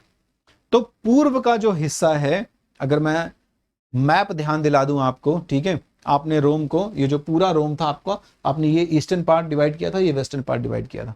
तो ये मेसोपोटामिया की तरफ जितना चले जाओगे, ईस्ट की पार्ट की तरफ जितना चले जाओगे, तो जो पूरा ईस्ट का हिस्सा था वो डिपेंडेंट किंगडम से भरा हुआ था। यहाँ पर ऐसे ऐसे छोटे छोटे स्टेट्स थे जो कि रोम के क्लाइंट स्टेट हैं एक तरीके के। क्लियर है? Territory east of Mediterranean, chiefly the Roman provinces of Syria, फिलिस्तीन एंड मेसोपोटामिया। मैंने कहा ना अभी, तो मेसोपोटामिया की तरफ जितना चले जाते जाओगे आपको क्लाइंट स्टेट्स मिल जाएंगे। क्लियर है? तो मेडिटेरेनियन सी हो गया आपका, मेडिटेरेनियन के ईस्ट से आप आगे चलते चले जाओ। ठीक है? Except for Italy, all the territories of the empire were organized into provinces subject to taxation. तो यहां पर इटली यानी कि जो मेन सिटी स्टेट है, इटली में ही रोम है। So except for Italy, Italy का जो एरिया है इसको अगर आप छोड़ दो तो बाकी जितनी भी टेरिटरीज हैं साम्राज्य की, ठीक है, इनको छोटे छोटे प्रोविंसेस में डिवाइड किया गया है। क्लियर है? और यहां से उनको यानी रोम के सम्राट को टैक्स जाएगा। यहां पर प्रॉपर टैक्सेशन की व्यवस्था की गई है, उसका पूरा सिस्टम भी डिसाइड होगा कि कितना इनको, मतलब बाकी का हिस्सा प्रोविंस है। ये समझ गए ना? ये जो मैंने अभी जस्ट स्टेटमेंट बताया आपको, तो एक तो डिपेंडेंट किंगडम हो गए, तो डिपेंडेंट किंगडम समझा दिया मैंने आपको। इसके अलावा डिपेंडेंट किंगडम के अलावा दूसरी चीज यहां पे कि इटली के अलावा जो डायरेक्टली कंट्रोल्ड एरियाज हैं वो प्रोविंस के तौर पर माने जा रहे हैं, और इन प्रोविंसेस से रोम के सम्राट को बकायदा टैक्स जा रहा है। क्लियर है? जैसे वेस्ट का पूरा पार्ट हो गया इधर का, आप देखोगे तो ये रोमन प्रोविंसेस हो गई हैं, ये रोमन प्रोविंस के अंतर्गत आएंगी। क्लियर है?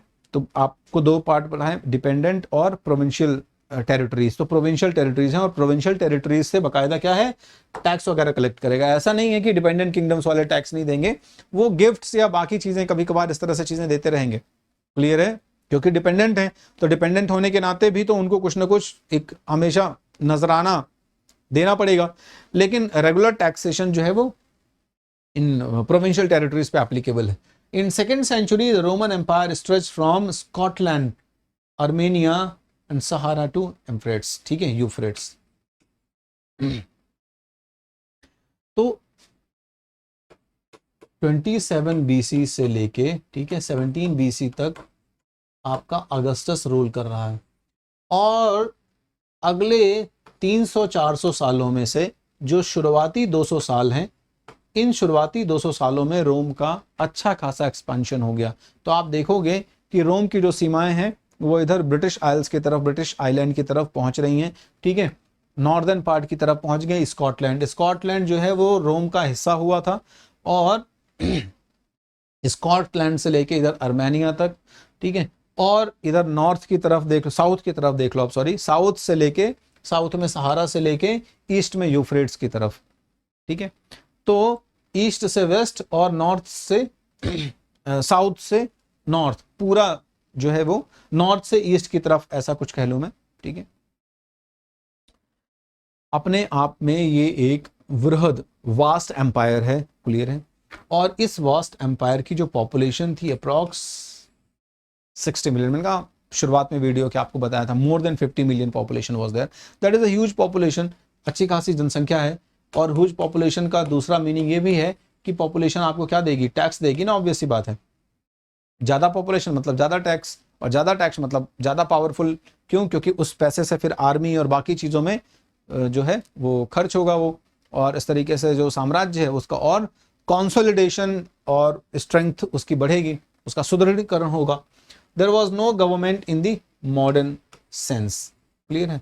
मतलब आज की डेट की बात करें हम, जैसे आज के डेट में आप देखो कि एक सेंट्रलाइज सिस्टम होता है, सेंट्रलाइज में फिर इसके बाद एक किंग हो गया, फिर वो छोटे छोटे प्रोविंसेस में डिवाइडेड है, वहां पर किंग के ही गवर्नर्स या किंग की फैमिली के मेंबर, इस तरह से।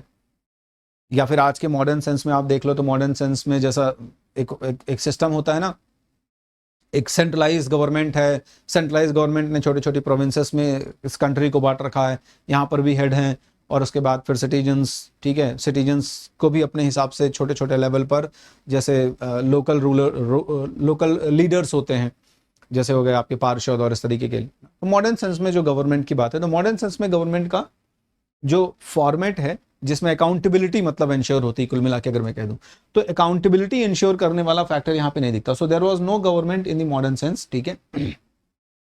ऐसा कुछ खास आपको नहीं दिखेगा, अपना ही एक तरीके का गवर्नमेंट सिस्टम है। So how was it possible for the emperor? अगर हम देखें कि मॉडर्न सेंस ऑफ गवर्नमेंट नहीं है कि प्रॉपर अकाउंटेबिलिटी हो एम्परर की फॉर द सिटीजन के लिए, और सेंटर जो है कैपिटल स्टेट से लेके, जो कैपिटल में तो प्रॉपर सारी चीजें एम्परर के हिसाब से हो ही रही हैं, लेकिन उस सेंटर पॉइंट से लेके दूर प्रोविंसेस तक, दूर डिपेंडेंट किंगडम और प्रोविंशियल टेरिटरीज तक जो एम्परर का स्ट्रेच है, एम्परर की बातें, एम्परर के आदेश हैं, एम्परर के जो लॉज हैं, वो कैसे इंप्लीमेंट होंगे, इसके लिए कुछ ना कुछ व्यवस्था तो बनेगी।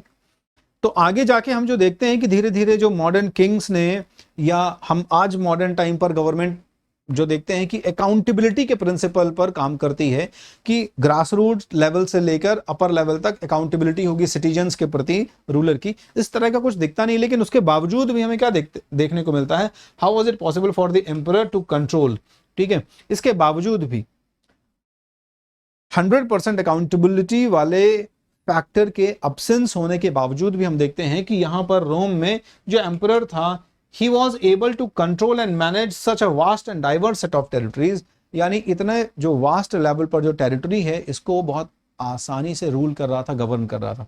तो इसके पीछे क्या रहा होगा? इसके पीछे कुछ ना कुछ ऐसी चीजें तो रही होंगी जो एम्परर को हेल्प करती रही होंगी। तो वो कौन सी ऐसी चीजें थी जो एम्परर को हेल्प करती हैं? थोड़ा एक फॉर्मेट देख लेते हैं, हम समझ लेते हैं, ठीक है। चलो,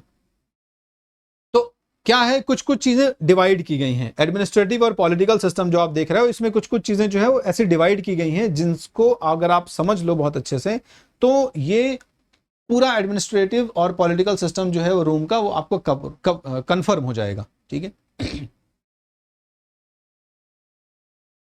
दो पार्ट में बांटे हैं आपने स्टेट, क्लाइंट और अपर स्टेट्स, ठीक है। तो क्लाइंट्स जो है यहां पर अपर क्लास के या लोकल लोग जो है, ये गवर्नमेंट संभालेंगे, क्लियर। चलो, इसके बाद ये जो अपर क्लास के लोग हैं, यहां पर रिच वेल्दी सेक्शन वाले जो लोग हैं, ठीक है, ये यहां के लोगों से टैक्सेशन वगैरह कलेक्ट करेंगे। टैक्सेशन करेंगे तो बाद में कंपैरेटिवली जो बड़ी एडमिनिस्ट्रेटिव यूनिट है, मतलब छोटे छोटे, मैं बहुत विलेज लेवल की बात करता हूं, चलो ठीक है, रिमोट एरिया के जो छोटे छोटे एरियाज हैं, छोटी छोटी एडमिनिस्ट्रेटिव टेरिटरीज हैं, यहां पर इनको क्लाइंट या क्लाइंट टेरिटरीज कह दिया हमने। अब यहां से जो टैक्स कलेक्शन होगा वो किसके द्वारा होगा? वहां का जो, जैसे लैंडलॉर्ड हो गया, जो अपर क्लास का मेंबर हो गया, उसको बोल दिया जाएगा कि भैया तुम ही इस पूरे एरिया को, इस टेरिटरी को संभालो, हमको तो बस टैक्स से मतलब है, यहाँ तुम अपने हिसाब से चीज़ों को गवर्न करते रहो, कोई दिक्कत नहीं है। अब वो टैक्स वगैरह कलेक्ट करेगा, और इसके बाद कंपैरेटिवली जो लार्ज एडमिनिस्ट्रेटिव टेरिटरी होगी, ठीक है, जिसको रोमन स्टेट कहा जा रहा है, क्लियर है, इसको भी वो ये टैक्स का हिस्सा भेजेगा आगे जाके, क्लियर है। अब ये जो है, ये मेन रोमन स्टेट है, मेन रोमन स्टेट है, प्रोविंशियल टेरिटरी है। अब ये प्रोविंशियल टेरिटरी जो है, ये रोम के सम्राट को एक तरीके से क्या कर रही है, अकाउंटेबल है उसके लिए, ठीक है। तो यहां से इन्होंने कलेक्ट किया, और इसके बाद इन्होंने इनको हेल्प किया, कहां पे? इसके नीचे वाली जो यूनिट है, या मैं कहूं जो कैपिटल स्टेट वाली यूनिट है, यहां पर एडमिनिस्ट्रेशन और टैक्स कलेक्ट करने में, ठीक है। मतलब यहां से टैक्सेस कलेक्ट हुए और वो रोमन स्टेट पे आए, और इस पूरे रोमन स्टेट में भी, बहुत इजी तरीके से समझा रहा हूं, ऐसी बहुत सारी प्रोविंसेस होंगी, प्रोविंशियल टेरिटरीज होंगी। इन सारी प्रोविंशियल टेरिटरीज में जब आप देखोगे तो भी वहां पे भी कुछ ऐसे अपर क्लास के लोग होंगे, जो अपर क्लास के लोग इस एडमिनिस्ट्रेशन का हिस्सा होंगे, क्लियर है। तो ये लोग वहां पर एडमिनिस्ट्रेशन, यानी लोकल लेवल पर, इस लेवल पर और इस लेवल पर, दोनों लेवल पर एडमिनिस्ट्रेशन को मैनेज करेंगे। स्टेट लेवल पर वहां पर किस तरीके से पॉलिसीज बनेंगी, कैसे टैक्स का कलेक्शन होगा, ये सब कुछ ये लोग संभाल लेंगे। और इन्हीं में से मेंबर्स आगे सीनेट में भी जा सकते हैं, ध्यान रखना, इन्हीं में से लोग सीनेट में भी जा सकते हैं आगे, मतलब डिपेंड करता है कि वो कितने पावरफुल हैं आगे जाके, ठीक है।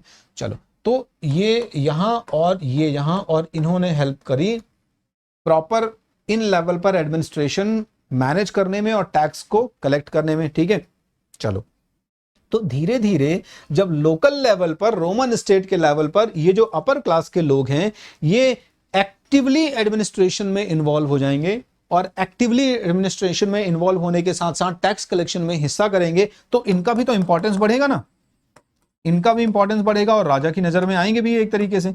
और राजा की नजर में जब आएंगे तो धीरे धीरे क्या होगा कि जो इटली है, सेंटर ऑफ पावर है, जो कैपिटल स्टेट है, वो कैपिटल स्टेट तो पावरफुल है ही है, ठीक है, लेकिन इसके साथ साथ ये जो छोटे छोटे और स्टेट हैं, इनके बीच में भी कभी कभार ये होगा ना कि भैया हमको भी थोड़ा सा सीनेट में कभी कभार मौका दे दिया करो, ठीक है। तो एक शिफ्ट ऑफ पावर देखने को मिलेगा हमें, ठीक, डिफरेंट डिफरेंट स्टेट्स के बीच में। यहां पर तो एक स्टेट की बात कर रहा हूं मैं, ऐसे बहुत सारे स्टेट्स हैं, और ऐसे बहुत सारे स्टेट्स में कभी ऐसी सिचुएशन होगी कि एक स्टेट से ज़्यादातर लोग सीनेट में डोमिनेट हो रहे हैं, फिर एक पर्टिकुलर टाइम पर कुछ सालों बाद हमें देखने को मिल रहा है कि दूसरे स्टेट के लोग सीनेट में डोमिनेट हो रहे हैं, ठीक है, फिर तीसरे स्टेट के लोग सीनेट में डोमिनेट हो रहे हैं। क्यों? क्योंकि वहां पर कुछ ऐसी चीजें प्रोड्यूस हो रही हैं जो कि अब राजा को ज्यादा रिक्वायर्ड है। तो इस तरीके से हमेशा हमें ये देखने को मिलेगा कि शिफ्ट ऑफ पावर जो है ये ट्रांसफर होता रहेगा डिफरेंट डिफरेंट स्टेट्स के बीच में।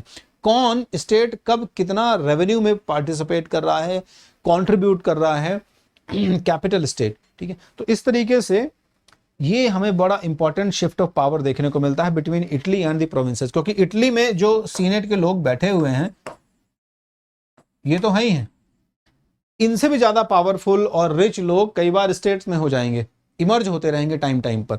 और ये जब ये स्टेट के लोग जब इमर्ज होते रहेंगे तो ये भी चाहेंगे कि हमारा पार्टिसिपेशन कहाँ हो, सेंट्रल लेवल पर हो। तो फिर इस सीनेट में वहां के लोकल लोगों की जो भागीदारी है ये भी कम हुआ करेगी, और ये राजा चाहेगा भी, क्योंकि इससे इमेज जो किंग है, एम्परर है, राजा है, इसकी अच्छी होती रहेगी। और सीनेट के ऊपर हमेशा कभी एक स्टेट डोमिनेट भी नहीं होगा, तो हमेशा जो डोमिनेंस है वो राजा की रही आएगी, सम्राट की रही आएगी, तो हमेशा सम्राट इस चीज को चाहेगा भी। चलो, सो अर्बन सेंटर्स ऑफ मेडिटेरेनियन, जैसे कुछ कुछ शहर है, कार्थेज हो गया, अलेक्जेंड्रिया हो गया, एंटीओक हो गया, ठीक है।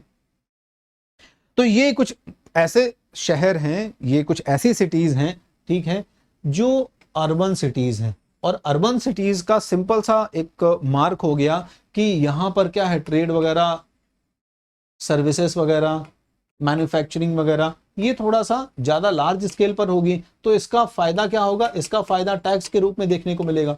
और जब टैक्स के रूप में देखने को मतलब कहने का वहां की इकोनॉमी में थोड़ा सा फायदा लेके आएगा, इकोनॉमी को मजबूत करेगा। इकोनॉमी मजबूत होगी वहां की, तो वहां से जो टैक्स कलेक्शन का अमाउंट है वो भी बढ़ेगा।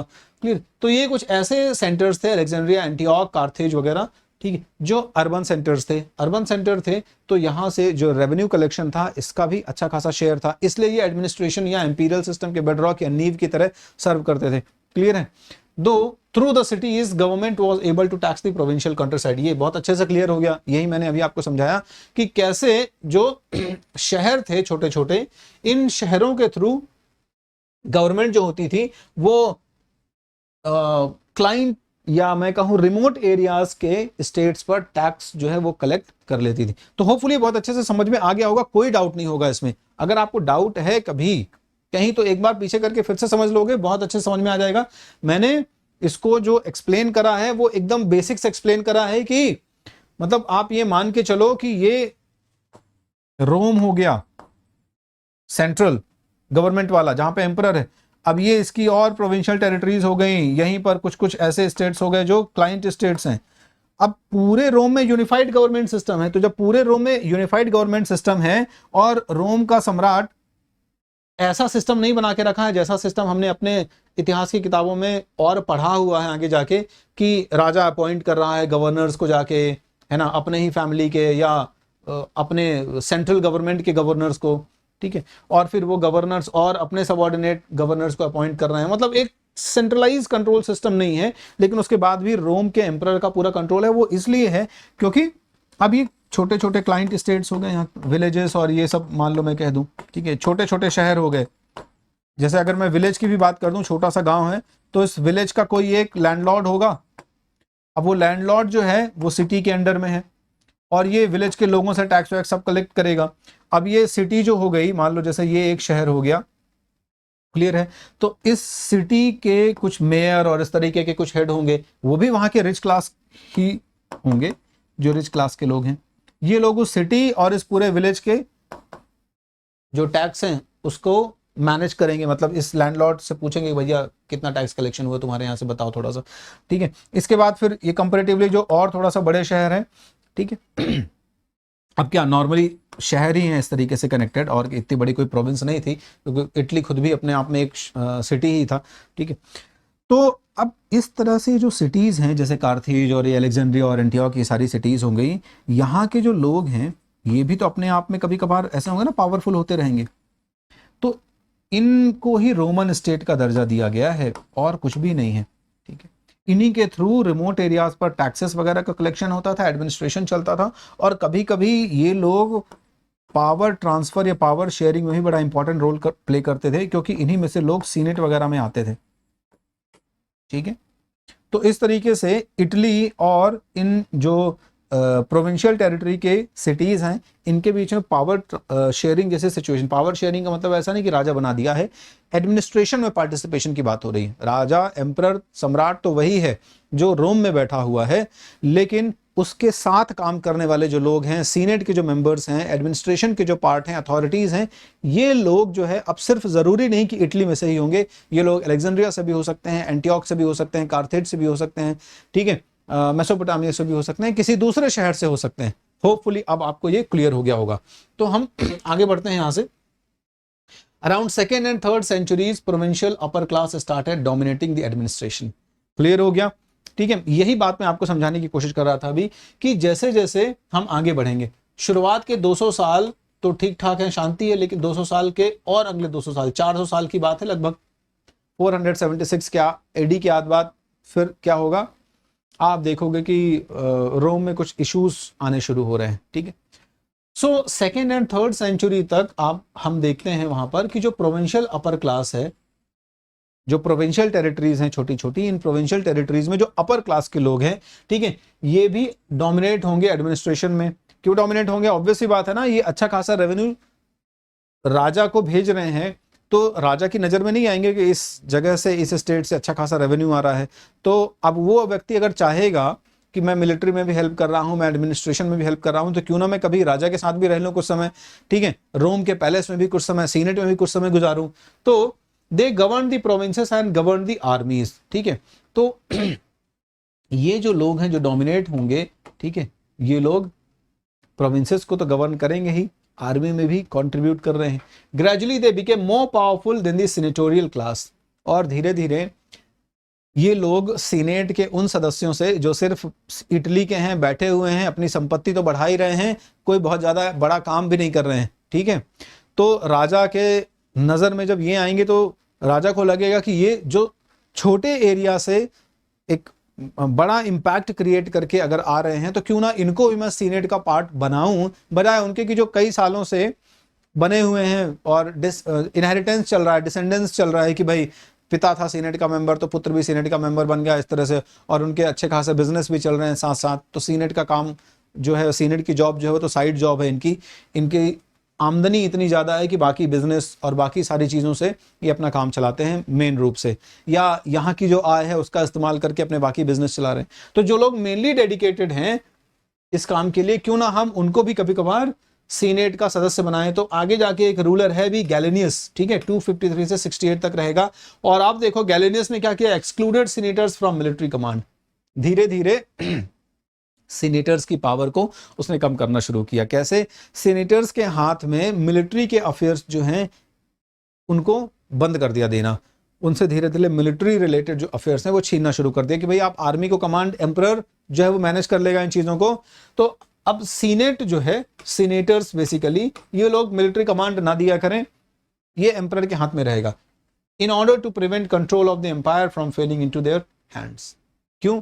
क्योंकि सीनेटर्स बेसिकली हमेशा ये कोशिश करते थे कि वॉर जैसी या कॉन्फ्लिक्ट जैसे सिचुएशंस को अवॉइड किया जाए, आर्मी को जरूरत से ज़्यादा डिसिप्लिन में भी रखा जाए, आर्मी को कभी ज़्यादा पावरफुल नहीं होने दिया जाए, आर्मी सम्राट के ज़्यादा नज़दीक ना पहुंच पाए। तो सीनेट्स कोशिश करते थे सारे अफेयर्स को अपने हाथ में मैनेज करने की। लेकिन जब ये मिलिट्री उनके हाथ में अगर रहेगी तो कभी ऐसी सिचुएशन हो सकती है कि बड़ा आसानी से एम्परर का तख्ता पलट किया जा सकता है। लेकिन अगर एम्परर के हाथ में, अभी आपने कुछ देर पहले पढ़ा था कि अगर कोई एम्परर आर्मी को अपने साथ में लेके चल रहा है या आर्मी सपोर्ट कर रही है एम्परर को, तो फिर वो सुरक्षित है हमेशा के लिए। तो आगे जाके गैलेनियस ने ऑफिशियली ये चीज कर दी कि उसने मिलिट्री कमांड देना ही बंद करवा दिया सीनेटर से, कि senators has no right to pass the military commands और to command the military. Military को आदेश देने के लिए इन लोगों को किसी भी तरीके की कोई पावर नहीं है, और ऐसा उसने इसीलिए किया कि आगे जाकर जो ये एम्परर का पोस्ट पद डेजिग्नेशन और पावरफुल होता चला जा रहा है, तो इसमें कभी ऐसी सिचुएशन ना आ जाए कि यार सीनेट्स इसको फिर से ओवर पावर करके वो वाली सिचुएशन लेके आए जो सिचुएशन पहले थी, अगस्टस के पहले थी, ऑक्टेवियन के पहले, मतलब 27 बीसी के पहले थी। क्लियर है? तो मतलब मैं एक बार समराइज कर दूं जो कुछ भी मैंने अभी तक आपको पढ़ाया कि फर्स्ट, सेकेंड और थर्ड सेंचुरी आपकी जो शुरुआत है, ठीक है, लेट फर्स्ट सेकेंड, जब अर्ली एम्पायर की बात हो रही है, ठीक है, तो जो अर्ली एम्पायर है, ये अर्ली एम्पायर आपका दो पार्ट्स में डिवाइडेड है, third century up to third century और थर्ड सेंचुरी के बाद, ठीक है, यानी थर्ड सेंचुरी के पहले और थर्ड सेंचुरी के बाद। तो from 27 BC to 476 AD, 476 AD, ये वो टाइम पीरियड है जब तक पूरा रोम प्रॉपर एम्पायर या एम्परर के हाथ में चल रहा है और यूनिफाइड है, अभी ब्रेकअप भी नहीं हुआ है, डिवीजन भी नहीं हुआ है वेस्टर्न और ईस्टर्न रोमन एम्पायर में। क्लियर है? तो शुरुआत के जो 300 साल हैं, फर्स्ट, सेकेंड और थर्ड सेंचुरी है, शुरुआत से लेके फर्स्ट सेंचुरी से लेके आपकी जो शुरुआत की 3 सेंचुरीज हैं, ध्यान रखना, इनमें सम्राट की बदौलत आर्मी और एडमिनिस्ट्रेशन जो है इनको कंसोलिडेट करने पे ज्यादा ध्यान दिया गया। ठीक है, आर्मी की स्ट्रेंथ, तो एम्परर ने कोशिश करी कि पहले मेरी पावर ज्यादा बढ़े और मेरी पोजीशन कंसोलिडेट हो, और एम्परर ने अपने साथ अपने आप को मजबूत करने के साथ साथ आर्मी को और एडमिनिस्ट्रेशन को कंसोलिडेट करने में जो है वो ध्यान दिया। आर्मी ने एक्सपेंशन में हेल्प किया। आर्मी जब कंसोलिडेट होगी तो क्या होगा, ज्यादा बड़ी आर्मी आपको एक्सपेंशन में हेल्प करेगी। ठीक है, एक्सपेंशन में हेल्प करेगी, और जैसे जैसे विस्तार हुआ तो आप देखेंगे कि प्रोविंशियल टेरिटरीज और ज्यादा इंक्लूड होती चली गई और रोम का विस्तार होता चला गया। वो रोम जो एक छोटा सा सिटी स्टेट है, वो रोम जो एक छोटा सा सिटी स्टेट है, ये छोटा सा सिटी स्टेट अब बहुत सारी प्रोविंसेस को अपने आप में समाहित कर चुका है। क्लियर है? और जैसे जैसे बड़ी बड़ी और प्रोविंसेस आ रही हैं रोम के अंडर में, वैसे वैसे सिटीजनशिप रोम की, पहले क्या है, सिर्फ रोम का जो सिटी स्टेट, इटली का जो एरिया है रोम का, वहां पर ही वहां के लोगों को ही रोमन्स कहा जा रहा है। लेकिन अब दूर जो प्रोविंशियल टेरिटरीज हैं, इन प्रोविंशियल टेरिटरीज में भी जो लोग रह रहे हैं, they will be treated as the Roman citizen, यानी they all are official Roman citizen. ध्यान रखना, तो रोमन सिटीजनशिप जो है वो इटली के बाहर भी स्प्रेड होती चली गई। और थर्ड सेंचुरी के अंत आते आते आप देखोगे, towards the end of the third century, हम देखते हैं कि senators of provincial origin became majority, यानी जो पावर शिफ्ट है या शिफ्टिंग ऑफ पावर, ठीक है, शिफ्टिंग ऑफ पावर, ये भी हमें देखने को मिल रहा है। तो शिफ्टिंग ऑफ पावर से आपको बिल्कुल कंफ्यूज नहीं होना है। यहां पर रोम के सम्राट में कोई बहुत ज्यादा वो नहीं देखने को मिल रहा है आपको कि रोम का सम्राट अपनी शक्ति को शेयर कर रहा है। शिफ्टिंग ऑफ पावर से मतलब है कि इटली में जो सीनेट बैठी हुई है, और ये जो सीनेट सारी सत्ता में अभी सम्राट के साथ काम कर रही है, इस सीनेट में इटली के लोगों का जो डोमिनेंस है ये कम होता चला जाएगा। और थर्ड सेंचुरी के बाद हम देखते हैं कि जो सीनेटर्स हैं, इसमें धीरे धीरे जो प्रोविंशियल टेरिटरीज हैं, यहाँ के जो रिच क्लास हैं, यहाँ की जो एलीट क्लास है, एरिस्टोक्रेट्स हैं, ये लोग और ज्यादा डोमिनेट करने लग जाएंगे इसको। और अब जो सीनेट है, इसमें मेजॉरिटी किनकी हो जाएगी, मेजॉरिटी हो जाएगी प्रोविंशियल लेवल पर जो लोग हैं उनकी। क्लियर है? अब यहां पर पॉलिटिकल सेटअप के बारे में थोड़ा सा और हम समझ लेते हैं कि कैसे पॉलिटिकल सिस्टम यहाँ का गवर्न होता था। एडमिनिस्ट्रेशन तो हम थोड़ा सा समझ ही रहे हैं, लेकिन पॉलिटिकल सिस्टम यानी एक शहर अगर गवर्न हो रहा है तो वो कैसे गवर्न हो रहा है ये समझो। A city in Roman empire, clear है? इंडिविजुअल हम थोड़ा सा समझ लेते हैं कि सिटी के लेवल पर जो एडमिनिस्ट्रेशन होता था ये किस तरीके से मैनेज होता था। ओवरऑल तो अभी तक समझ लिया आपने। ओवरऑल में आपने ये समझ लिया कि वहां पर जो रिच क्लास के लोग हैं वो टैक्स कलेक्शन कर रहे हैं, एडमिनिस्ट्रेशन कर रहे हैं, बट वो कर कैसे रहे हैं। तो एक शहर रोम का अगर है, तो चूंकि शहर है तो ये मेन अर्बन सेंटर है। क्लियर है? ये बहुत सारे विलेजेस से कनेक्टेड है, बहुत सारे छोटे छोटे विलेजेस से कनेक्टेड है। A city in Roman empire, Rome empire में, रोम के साम्राज्य में एक जो शहर है, ठीक है, यहां पर बहुत सारे विलेजेस होंगे, बहुत सारे गांव होंगे रिमोट एरियाज के, ये सारे कनेक्टेड हैं एक अर्बन सेंटर से। और अर्बन सेंटर में बेसिकली क्या होगा, जो एडमिनिस्ट्रेशन की यूनिट है स्मॉल लेवल पर वो गवर्न होगी या काम करेगी। अब ये कैसी होगी स्मॉल लेवल पर, यहाँ कौन कौन से ऑफिसर्स होंगे जो मैनेज कर रहे होंगे इस एडमिनिस्ट्रेशन को, यहाँ पर एक मैजिस्ट्रेट होगा, ठीक है, अपना उस अर्बन सेंटर का अपना खुद का एक मैजिस्ट्रेट होगा, ये भी वहां का कोई रिच क्लास का ही मेंबर होगा, ध्यान रखना, क्लियर है। अब ये देखो उस समय ये कोई बहुत बड़ी बात नहीं है, इसको आप वैसे नहीं देख सकते हैं कि यार क्यों ऐसा, क्योंकि उस समय का ये बहुत कॉमन चीज है कि जिसके हाथ में थोड़ी सी धन संपत्ति है वो पॉलिटिक्स को भी इन्फ्लुएंस करेगा, ऑब्वियस सी बात है, क्योंकि कॉमन मैन बहुत ज्यादा कॉमन है उस जमाने का, ठीक है। तो वहां एक मैजिस्ट्रेट होगा जो कि लॉ एंड ऑर्डर को गवर्न करने में हेल्प करेगा, ये बहुत इंपॉर्टेंट मेंबर है, ध्यान रखना, ठीक है, बहुत इंपॉर्टेंट मेंबर है, लॉ एंड ऑर्डर को गवर्न करेगा, क्लियर है। ये मैजिस्ट्रेट जो है, जो बैठता है या जिस ऑफिस में काम करता है वो कहलाती है सिटी काउंसिल, और इसके अंतर्गत पूरी टेरिटरी आती है, क्लियर है। अब इसको मैं दोबारा समझा देता हूं, ठीक है, असेंडिंग डिसेंडिंग ऑर्डर में समझ लो आप कुल मिला के कहने का। तो जितने भी इस पूरे एक सिटी की बात कर रहे हैं हम, एक सिटी के एडमिनिस्ट्रेशन को समझ रहे हैं, तो इस एक सिटी के एडमिनिस्ट्रेशन में हमने मान लो कि एक सिटी की बात की, इस एक शहर में बहुत सारी टेरिटरीज है, मैंने आपको समझाया, तो उस पूरी टेरिटरी को गवर्न करने के लिए एक काउंसिल है, सिटी काउंसिल। इस सिटी काउंसिल में कुछ ऑफिसर्स हैं and those officers are responsible for the governance of this territory, the whole territory. इस टेरिटरी में विलेज विलेज सब आ सकते हैं उस सिटी के आसपास के। तो ये सिटी काउंसिल हो गई, सिटी काउंसिल के जो ऑफिसर्स हैं इनमें सबसे प्राइम ऑफिसर है वहां का मैजिस्ट्रेट, जो वहां के मेन लॉ एंड ऑर्डर को संभालता है। तो दोनों तरीके से मैंने मतलब असेंडिंग डिसेंडिंग एक तरीके से इसलिए समझा दिया ताकि कोई कंफ्यूजन ना रहे आपको, क्लियर है। तो एक बेसिक मतलब क्लॉकवाइज एंटी क्लॉकवाइज इसलिए ताकि आपको समझ में आ जाए, ठीक है।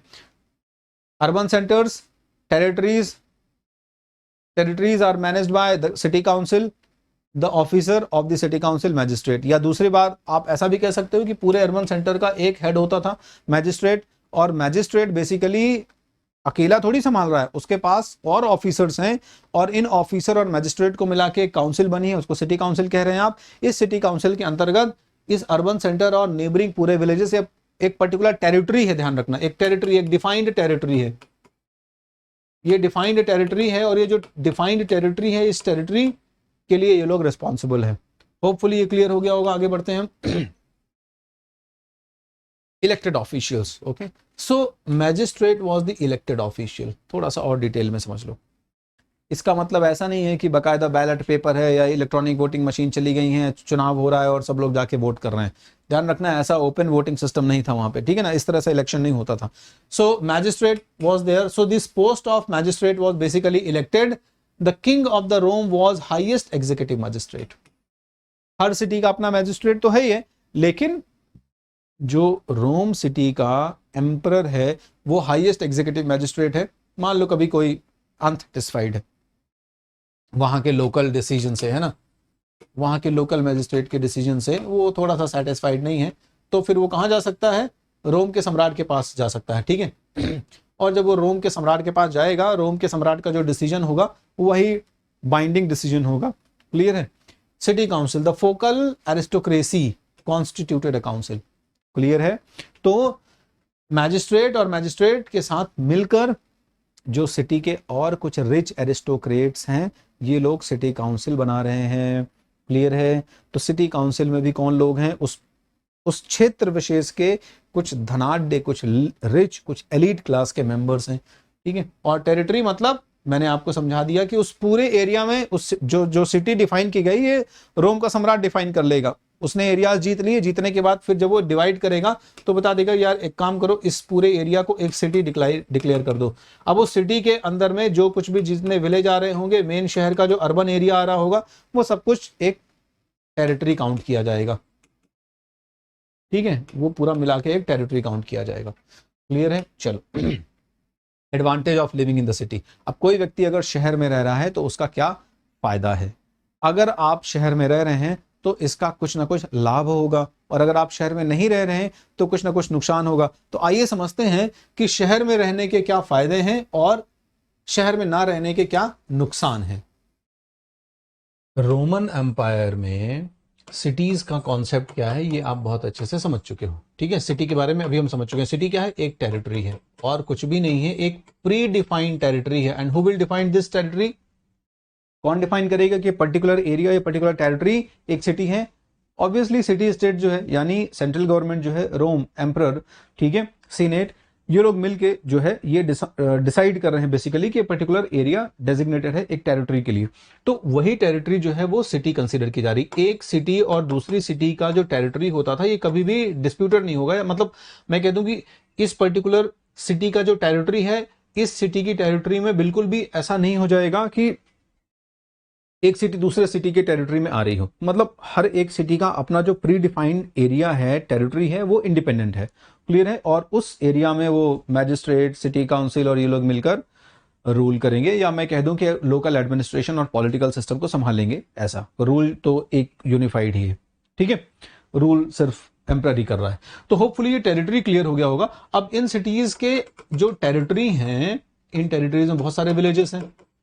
मतलब वो शहर का इलाका तो है, इसके अलावा बहुत सारे विलेजेस होंगे। ठीक है, यहाँ पे बहुत सारे लोग रहते होंगे, तो उनको क्या एडवांटेजेस मिलते थे, क्या फायदे मिलते थे, ये हम अब समझ लेते हैं। क्लियर हो गया ना? हाँ, अच्छा, विलेजेस में कभी कभी ये हो सकता है कि एक मतलब दो सिटीज के बीच में कुछ विलेजेस ओवरलैपिंग हो जाए, ये सिचुएशन हो सकती है। अब कंफ्यूज मत हो जाना ये सुन के कि भाई सिटीज का तो अपना एक इंडिपेंडेंट टेरिटरी है, लेकिन विलेजेस ओवरलैप कैसे हो सकते हैं। अब ये कुछ ऐसा हो सकता है पॉसिबली कि जैसे मान लो ये एक विलेज हो गया, ठीक है, अब इस विलेज की जो भी पॉपुलेशन हो, मान लो इस विलेज का एक इलाका सिटी ए में आ जाता हो और इस विलेज का कुछ इलाका सिटी बी में आ जाता हो, तो might be it is possible. अब सिटीज का इंडिपेंडेंट टेरिटरी होगा, एक सिटी दूसरे सिटी के टेरिटरी में कभी भी ओवरलैप नहीं करेगी, लेकिन विलेजेस के साथ ये पॉसिबल है कि विलेजेस जो है वो एक से ज्यादा सिटीज में आ सकते हैं। मतलब एक सिटी में विलेज का माइट भी आधा हिस्सा आता होगा या 2/3 आता होगा और 1/3 जो है वो दूसरे किसी सिटी के जुरिस्डिक्शन में आता होगा। तो जुरिस्डिक्शन यहां पर विलेजेस का जो है वो ओवरलैप हो सकता है, बट सिटी का जुरिस्डिक्शन अपना सबका इंडिपेंडेंट और प्रीडिफाइंड रहेगा, यहां कोई डिस्प्यूट नहीं होगा। तो ये जो विलेजेस हैं, अब यहां पर हमें समझना है कि किस किस तरीके से फायदा और नुकसान वाली जो बात यहां पे की गई है वो कैसे हो सकती है। तो अगर आप शहर में रह रहे हैं, if you are living in the city, ठीक है, तो आपको फायदा मिलेगा कि आपके पास फूड की शॉर्टेज नहीं होगी। So cities will provide food during the shortages and even famine in the countryside. Countryside का मतलब है यहां पर विलेजेस की बात कर रहे हैं। ठीक है, तो अब मान लो जैसे विलेजेस के लोग हैं, अभी आपको बहुत अच्छे से इस पूरे वीडियो में जो चीज हमने आज पूरा ये वीडियो समझ लिया है एन अर्ली एम्पायर में, तो इसमें मैंने आपको अभी कुछ देर पहले बताया कि जो सिटीज हैं, ये सिटी के लोग विलेजेस के एरिया से टैक्स और बाकी चीजें जो है वो सब कलेक्ट कर रहे हैं। तो होता ये था कि अब ये सिटी का जुरिस्डिक्शन हो गया, इस सिटी के जुरिस्डिक्शन में जितने भी विलेजेस आते होंगे, इन सारे विलेजेस में से टैक्सेशन वगैरह तो कलेक्ट हो ही रहा है। जरूरी नहीं कि कैश अमाउंट, ऐसा तो होता नहीं था कि पहले सिर्फ कैश ही ट्रांजेक्शन या कैश ही टैक्स की कलेक्शन के तौर पे आता था। आपके पास जो भी है आप वो टैक्स के फॉर्म में दे सकते हो, ग्रेन्स और ये सारी चीजें भी। तो विलेज एरिया से ही बेसिकली जो ग्रेन्स और अनाज हैं वो सिटी के एरिया में आ रहे हैं। तो यहां पर सिटी के जो लोग हैं, सिटी एडमिनिस्ट्रेशन है, वो थोड़ा सा बदमाश है, थोड़ा सा इनजस्टिस कह दूं मैं कि वो करता है। कैसे? जितना भी मैक्सिमम वो लोग ले सकते हैं, मतलब सिटी के लोग कोशिश करते थे कि यहाँ विलेजेस के एरिया से जो ग्रेन्स वगैरह हैं, खाने पीने की चीजें हैं, अनाज वगैरह हैं, वो इतना ले लें कि उनका वो पर्टिकुलर ईयर तो निकल जाए, अगले साल का भी जुगाड़ हो जाए। ठीक है, तो उस पर्टिकुलर ईयर और अगले ईयर, मतलब जितना मैक्सिमम उनको लगता था कि इस बार की जो हार्वेस्ट है, इस बार की जो फसल है वो अच्छी खासी हुई है। अब इस बार की हार्वेस्ट बहुत बढ़िया हुई है, तो इस बार की हार्वेस्ट के अकॉर्डिंग हम क्या कर सकते हैं कि इस बार इतना प्रोड्यूस हो गया है कि ये जो प्रोडक्शन है ये अगले 1-2 साल के लिए हमारा काम कर सकता है, 2 साल 3 साल के लिए हमारा काम कर सकता है। तो वो क्या करेंगे कि बहुत नॉमिनल विलेज वालों के लिए छोड़ेंगे, इन लोकल विलेज वालों के लिए, लोकल लोगों के लिए बहुत नॉमिनल चीज छोड़ेंगे, बहुत नॉमिनल अमाउंट में उनके खाने पीने की चीजें छोड़ेंगे और मैक्सिमम ले जाएंगे शहर की तरफ, और शहर में स्टोर हो जाएंगी वो सारी चीजें, ठीक है, उनको स्टोर वगैरह करके रख लिया। अब प्रॉब्लम ये होगी कि जब कभी ऐसी सिचुएशन आती है कि शॉर्टेज पड़ जाएगी ड्यू टू फेमाइन, अकाल पड़ गया, अब फेमाइन आ गया, अकाल पड़ गया, तो अकाल की सिचुएशन में जो अगर आप शहर के बाशिंदे हैं, अगर आप शहरी एरिया में रह रहे हैं, सिटी एरिया में रह रहे हैं, तो you can easily get that food, क्योंकि यहां पर अवेलेबल है, वहां से लेके आ गए हैं आप, तो यहां से आपको फूड की सप्लाई हो जाएगी, आपको कभी भी खाने पीने की चीजों की शॉर्टेज नहीं रहेगी। लेकिन अगर आप कंट्री साइड में रहते हैं तो बहुत बुरी कंडीशन हो जाएगी। एक रिपोर्ट है इसमें, एक गुड और बैड डाइट्स को लेके एक रिपोर्ट लिखी थी डॉक्टर गैलन करके, ठीक है, डॉक्टर गैलन करके हैं। तो डॉक्टर गैलन ने रोम के लोगों के लिए ये जो डाइटरी प्रैक्टिसेस हैं, तो गुड डाइट बैड डाइट के ऊपर एक रिपोर्ट लिखी थी। इसमें डॉक्टर गैलन जो है, ये इनकी जो एडवर्स कंडीशन, इनकी जो बहुत गंदी विपरीत परिस्थिति है, जो कठिन परिस्थितियों में कंट्री साइड के लोग, विलेजेस के लोग रह रहे हैं, मतलब जब होती थी कभी कभी इनके लिए ऐसी सिचुएशन, तो जब वो रहते थे उस सिचुएशन में तो कैसे जीवन यापन करते थे, कैसे अपना लाइवलीहुड निकालते थे, उसके बारे में बताया। तो वो कहते हैं कि जब कभी भी ऐसी सिचुएशन होती थी कि 2 साल या 1 साल बारिश नहीं हुई और साल फसल ही नहीं हुई, अकाल की स्थिति बन गई, फेमाइन आ गया और बिल्कुल भी प्रोडक्शन नहीं हुआ, तो फिर क्या होता था, अब ये तो सारे सिटी के लोग जो है वो मैक्सिमम ग्रेन्स वगैरह सब कुछ ले गए, अब फेमाइन की सिचुएशन आ गई, ठीक है। इस साल पर्टिकुलर जितना भी अनाज हुआ था उसका 80% 90% वो लेके चले गए शहर के लोग। इनके पास सिर्फ इतना छोड़ा कि कुछ समय इनका गुजारा हो जाएगा, अगली क्रॉप के आने तक शायद गुजारा हो जाए। लेकिन मान लो अगली क्रॉप के लिए फिजिबल कंडीशंस ही नहीं आई, वेदर कुछ ऐसा हो गया या कुछ भी ऐसी सिचुएशन हुई कि प्रॉपर क्रॉप नहीं हुई, फेमाइन हो गया, अकाल पड़ गया। अब ऐसे सिचुएशन में ये जब तक इनके पास खाने पीने की चीजें थी विलेजर्स के पास, तब तक खाएंगे पिएंगे, तब तक तो ये अपना किसी तरह गुजारा करेंगे। लेकिन जैसे ही इनके पास ये सारे रिसोर्सेज एग्जॉस्ट हो जाएंगे तो फिर बेचारे कैसे अपना जीवन यापन करेंगे। तो फिर ये लोग मतलब बहुत बुरी स्थिति में, बहुत ही डेंजरस वाली कंडीशन पे आ जाते थे, जिसमें इन लोगों को मतलब आप मान के चलो कि पेड़ पत्तियां वगैरह है ना, रूट्स वगैरह, जड़ें वगैरह हो गई, बुशेस, झाड़ियां, है ना, मतलब कुछ भी खा के अपना जीवन यापन किसी तरीके से करना है। तो अब ऐसी स्थिति में क्या होगा, जिंदा तो नहीं रहेंगे ना। तो ये स्थिति तक हो जाती थी विलेजर्स के लिए। मतलब अगर आप कंट्री साइड में रह रहे हैं तो ये आपके लिए it can be a very very bad situation, और अगर आप सिटी साइड में रह रहे हैं तो आपके लिए ये बहुत बढ़िया बून है, एकदम ठीक है, वरदान जैसा है।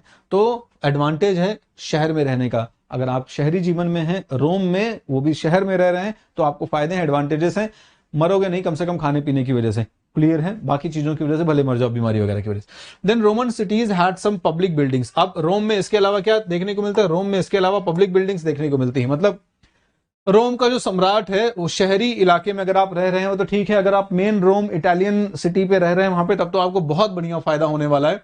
तो वहां पे ये देखने को मिला है, हिस्टोरियंस जो है उसमें बहुत सारी चीजें मतलब एक्सकेवेट कर रहे हैं। एक्सकेवेट क्या है, तो आजकल सीधे सीधे बना हुआ है, ये तो अब अभी क्या है, बहुत पुराना नहीं, 2000 साल पहले का इतिहास है, ठीक है। तो जैसे कोलोजियम और सब कुछ आपको बाहर ही बना हुआ मिल जा रहा है, इसको एक्सकेवेट करने की जरूरत नहीं है, फाइंडिंग्स कह सकते हैं हम, ठीक है। तो जो हमारे पास हिस्टोरिकल एविडेंसेस हैं बेसिकली, जो दिख रहे हैं सामने से ही, तो उनसे पता चलता है कि रोम के जो शहर में लोग रह रहे हैं, सिटीज में रह रहे हैं, उनके लिए बहुत सारे फायदे होते हैं। जैसे पब्लिक बिल्डिंग्स अवेलेबल हैं, तो पब्लिक बिल्डिंग्स जैसे एम्पी थिएटर हो गया, सर्कस हो गया। एम्पी थिएटर का नाम सुना होगा, ये पिक्चर देख रहे होगे आप, है ना, मेरे बैकग्राउंड में ये पिक्चर आपने देखी होगी, बहुत फेमस पिक्चर है। इसी को आप कोलोजियम कह दो, ठीक है, तो कोलोजियम कह दो। आपने वो ग्लैडिएटर रिलेटेड मूवीज देखी होंगी, ग्लैडिएटर तो बहुत बड़ी फेमस है ना मूवी है, और बहुत सारे ऐसे वेब सीरीज वगैरह भी हैं जिनमें इसका जिक्र आता है। यहां पर आपने देखा होगा कि फाइटिंग्स होती थी, यहां पर ग्लैडिएटर्स वगैरह को लड़ाया जाता था, ठीक है, और बड़े ह्यूज अमाउंट में पब्लिक गैदरिंग होती थी, लोग एंजॉय करते थे उस फाइट को, ठीक है, और बड़े खतरनाक तरीके से यहां पर ये गेम होता था। एक रोम के सम्राट के लिए खेल हो सकता है, लेकिन वो जो दो लोग लड़ते थे, वॉरियर योद्धा लड़ते थे, ग्लैडिएटर लड़ते थे, उनके लिए जीने मरने का सवाल होता था। ये बड़ा बहुत ही वास्ट ये एम्पी थिएटर है, अखाड़ा हिंदी में कह दो अगर, अखाड़ा, एम्पी थिएटर और कुछ नहीं, अखाड़ा है बेसिकली, ठीक है। इसी को कोलोजियम कहते थे, आज भी है ये रोम में, आप जाके वहां देख सकते हैं। 4 स्टोरी बिल्डिंग होती थी ये, ठीक है, 4 स्टोरी है, ठीक है, और इसमें लगभग 80 एंट्रेंस हुआ करते थे, 80 एंट्रेंसेस हुआ करते थे, 80 एंट्रेंस गेट हुआ करते थे, ठीक है। 76 तो नॉर्मल लोगों के आने जाने के लिए होते थे, 2 वो बेचारे जो योद्धा लड़ रहे हैं, एक इधर से आएगा किधर से आएगा उसके लिए हो गए, और 2 जो रिजर्व रहते थे वो किसके लिए, रोम के सम्राट के लिए रिजर्व रहते थे। तो ये इस तरीके की पब्लिक बिल्डिंग्स हमें ऑब्जर्व होती हैं। एम्पी थिएटर, फिर सर्कस वगैरह, जहां पर सर्कस जैसे, अच्छा एम्पी थिएटर में लड़ाइयां तो होती थी, इसके अलावा और पब्लिक एग्जीक्यूशन जैसा भी होता था, कभी पब्लिकली किसी को एग्जीक्यूट करना है, मारना है, तो फिर इसका इस्तेमाल किया जाता था। ऐसे बहुत सारी एक्टिविटीज होती थी। फिर सर्कस वगैरह पब्लिक प्लेसेस पे ऑर्गेनाइज किए जाते थे, जहां पर लोगों को फ्रीडम है पूरी तरीके से कि वो आए और बढ़िया से एंजॉय करें अपनी। तो कुल मिला के शहरी जीवन देखने को ऐसा लगता है कि खाने पीने की कोई समस्या नहीं है, एंटरटेनमेंट मनोरंजन की कोई समस्या नहीं। मतलब अगर आप शहर में रह रहे हैं तो कुल मिला के आपके जीवन का स्तर बहुत ही बेहतरीन हो सकता है। लेकिन अगर आप ग्रामीण जगह पर रह रहे हैं, विलेज एरिया में रह रहे हैं, तो आपके जीवन का स्तर खाने पीने से लेके मनोरंजन से लेके सभी लेवल्स पर, सभी डायमेंशंस पे अगर हम देखें तो बेकार ही है। और मतलब आप फ्रस्ट्रेशन वाली लाइफ ही जिएंगे, मेहनत ही है और कुछ नहीं है। चलिए, public baths were a striking feature of the Roman urban life. एक और चीज हमें देखने को मिलती है, अब ये इसके पीछे भी तमाम बहुत सारे रिसर्च हैं, आप डिटेल में इतना आपको नहीं पढ़ना है, लेकिन रोम में पब्लिक बाथ की, आज भी आप रोम में चले जाओ तो आपको पब्लिक बाथरूम मिल जाएंगे, ध्यान रखना, ठीक है। बहुत सारी यूरोपियन कंट्री में ये प्रचलन है। तो रोम में हर एक एक्टिविटी मैक्सिमम पब्लिक में करने का, मतलब आम रोमन की बात कर रहा हूं मैं, जो एलिट क्लास हैं, रॉयल फैमिली के मेंबर हैं, इनके लिए थोड़ा सा प्राइवेसी वाली चीजें हैं, ठीक है। लेकिन फिर भी वहां पर भी आपको ग्रुप में भी ये कई बार देखने को मिल जाएगा कि जो पूल वगैरह हैं, बाथिंग की प्रोसेस है, उसमें थोड़ा सा ग्रुप के साथ होता है, ठीक है। तो पब्लिक बाथ्स ये बड़ा एक इंपॉर्टेंट स्ट्राइकिंग फीचर है। कहाँ का? रोम का। ये आपको कई सारे वहां देखने को मिलेंगे। पब्लिक टॉयलेट्स देखने को मिलेंगे, मतलब रोम में पब्लिक में ही लोग ऐसे बहुत सारे इस तरह जो जहां पर स्टूल पास करते हैं वो ऐसे बहुत सारे मिले हैं, ठीक है। मतलब जहां पर बहुत सारे लोग जाते हैं एक साथ, ऐसा प्राइवेसी जैसा यहाँ पे कुछ भी नहीं है, ध्यान रखिएगा। तो पब्लिक बाथ्स वगैरह मिले हैं। रोम का ये बहुत बड़ा अर्बन लाइफ का, पर्टिकुलरली गांव की बात तो नहीं है यहाँ पे अर्बन लाइफ की बात हो रही है। तो अर्बन लाइफ में आपको ये देखने को मिलेगा कि ये बड़ा एक स्ट्राइकिंग फीचर है, ठीक है। इसके बाद हम और यहाँ पे देखें, ये पब्लिक बाथरूम वाला जो कॉन्सेप्ट है, इसमें ईरान के रूलर ने भी कोशिश करी कि हम थोड़ा मॉडर्नाइज हो, थोड़ा और हम भी वैसे ही जैसे रोमन्स करते हैं वैसे करें। तो उसने भी पब्लिक बाथरूम्स वगैरह बनाने की कोशिश करी थी, ठीक है, पब्लिक बाथरूम वगैरह बनाने की कोशिश करी। लेकिन यहाँ पर उसको इतनी क्रिटिसिज्म झेलनी पड़ी अपने राज्य में कि उसने फिर बाद में बंद कर दिया। क्यों? क्योंकि वहां पे रिलीजियस जो क्लर्जी वगैरह थे, जो क्लर्जी बेसिकली, क्लर्जी मतलब वो जो रिलीजियस फिगर्स हैं, तो इन्होंने कहा कि यार वाटर एक बहुत सैक्रेड ऑब्जेक्ट है, और वाटर का इस तरह से पब्लिक में ऐसा मिसयूज, ये जो है वो मतलब एक तरीके से क्या है, डिफेम करना हुआ भगवान को, अल्लाह को, गॉड को। तो ये पब्लिक बाथिंग जैसा कॉन्सेप्ट आप प्लीज इसको इंट्रोड्यूस ना करें, इसको वापस ले लें, और बाद में फिर वहां पे वापस भी हो जाएगा। लेकिन रोम में ये चीज जो है वो तब की लीगेसी आज भी आपको देखने को मिलती है। मतलब ऐसा नहीं है कि रोम में ये चीज खत्म हो गई, ये आज भी चल रहा है। तो यहां पर ये लगभग आज जो हमने कवर किया है ना, ये मैक्सिमम चीज कवर कर ली है। मतलब आज के इस वीडियो में हमने मैक्सिमम चीज कवर कर ली है। होपफुली आपको ये सारी चीजें समझ में आ रही होंगी, कहीं पर कोई डाउट नहीं होगा। तो इसी के साथ हम यहां पर अपना वीडियो जो है वो कंक्लूड कर रहे हैं। लगभग इस जो चैप्टर है, इस चैप्टर में एन अर्ली एम्पायर वाला जो आपका टॉपिक है, इसमें पूरी चीजें मैंने एक साथ एक ही वीडियो में कवर कर दी हैं। बहुत कन्वीनियंट रहेगा आपको समझने में। आप बस एक बार इस पूरे वीडियो को देखोगे तो ये पूरा टॉपिक प्रॉपरली रिलेट हो जाएगा। चलिए, तो आपने होपफुली इंसेप्शन और विक्ट्री बैचेस से जो स्टार्ट हो गए हैं, क्लास 11th के और क्लास 12th के स्टूडेंट्स ध्यान से सुना होगा बहुत अच्छे से। आपने बैचेस ज्वाइन भी कर लिया होगा। अगर आपने बैचेस नहीं ज्वाइन किए हैं तो आपके पास अभी भी गोल्डन अपॉर्चुनिटी है, प्लीज ज्वाइन द बैचेस, ठीक है। क्यों? क्योंकि we will be giving some best experiences. कौन कौन से एक्सपीरियंसेस आपको उनमें एनरोल करने पर मिलेगा? सबसे पहली चीज है इंटरैक्शन, ठीक है। इंटरैक्शन का मतलब है कि आप टूल्स का इस्तेमाल करके, ऑनलाइन टूल्स का इस्तेमाल करके पढ़ाई करने बैठे, लेकिन फिर भी आपको जो एक्सपीरियंस मिलेगा वो ऑफलाइन पढ़ाई जैसा मिलेगा। कैसे? आप टीचर के साथ प्रॉपरली इंटरैक्ट कर सकते हैं। जो भी पढ़ाया जा रहा है उस पढ़ाई के दौरान उसको समझ तो रहे हो, लेकिन आप एक्सप्रेस भी कर सकते हो। आपने थम्स अप दिखा दिया, है ना, डाउट का आपने इमोजिशन कर दिया, ठीक है। या फिर आपके मन में क्वेश्चन ही आ गया, अब डाउट आ गया, क्वेश्चन आ गया, तो आपको पूछना है, तो आप इंटरैक्ट कर सकते हो। कैसे? क्वेश्चन टाइप का इस्तेमाल किया आपने और आपने अपना डाउट उसी समय पूछ लिया।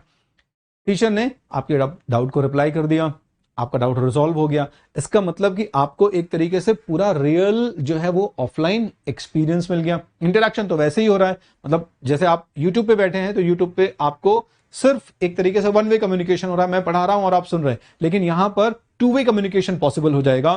फिर टीचर ने आपसे क्वेश्चन भी पूछे, ठीक है, पढ़ाने के बाद टॉपिक से रिलेटेड आपसे कुछ क्वेश्चन पूछे जो कि उसी पर्टिकुलर टॉपिक से थे। आपने बहुत अच्छे से चैप्टर को सुना था, समझा था, आपने क्वेश्चंस के आंसर दिए पोल क्विजेस के, तो एक लीड बोर्ड जनरेट होगा और उसमें यह शो होगा कि अरे वाह आपने बहुत बढ़िया आंसर दिए हैं, आपकी रैंकिंग उसमें शो होगी। तो ये और बड़ा इंटरैक्टिव लगेगा, मोटिवेटिंग लगेगा आपके लिए। एंड देन स्कॉलरशिप टेस्ट, तो you can combat scholarship test. जब आप कॉम्बैट करते हैं स्कॉलरशिप टेस्ट के लिए तो आप अपनी पढ़ाई को फंड भी कर सकते हो। ये आपके लिए सबसे गोल्डन अपॉर्चुनिटी है एक तरीके से कि आपने अपनी पढ़ाई का खर्चा खुद ही उठा लिया एक तरीके से, ठीक है। तो स्कॉलरशिप का ऑप्शन है आपके पास। जब आप एनरोल करेंगे तो आपको ध्यान क्या रखना है कि when you are going to enrol, ठीक है, कोई भी आप बैच पे जाके एनरोल कर रहे हो 11th 12th के लिए, तो don't forget to use the code Indra, INDRA। आप इस कोड को वहां पर एंटर करेंगे, ये जो लेटर्स लिखे हुए इनको एंटर करेंगे, you will get maximum discounts as well, ठीक है। चलिए, इसके साथ ही you can associate with us. Associate means to say you can connect with us, ठीक है। जुड़ सकते हो हमसे। कैसे जुड़ सकते हो हमसे? कि आपको नोट्स चाहिए, आपको कोई अपडेट्स चाहिए, तो आप सोशल स्कूल का प्रॉपर चैनल है, यहां पर आओ, यहां पर जुड़ जाओ और अपने दोस्तों को जोड़ लो, तो हमेशा प्रॉपर अपडेट्स आपको मिलती रहेंगी, ठीक है। इसके साथ ही ये जो वीडियो है, इस वीडियो में आपको जितना समझना था वो आपने समझ लिया है मैक्सिमम। नेक्स्ट वीडियो पे मैं अगले टॉपिक को एक्सप्लेन करूंगा। तब तक बने रहो सोशल स्कूल के साथ, पढ़ते रहो मस्ती से। Good bye.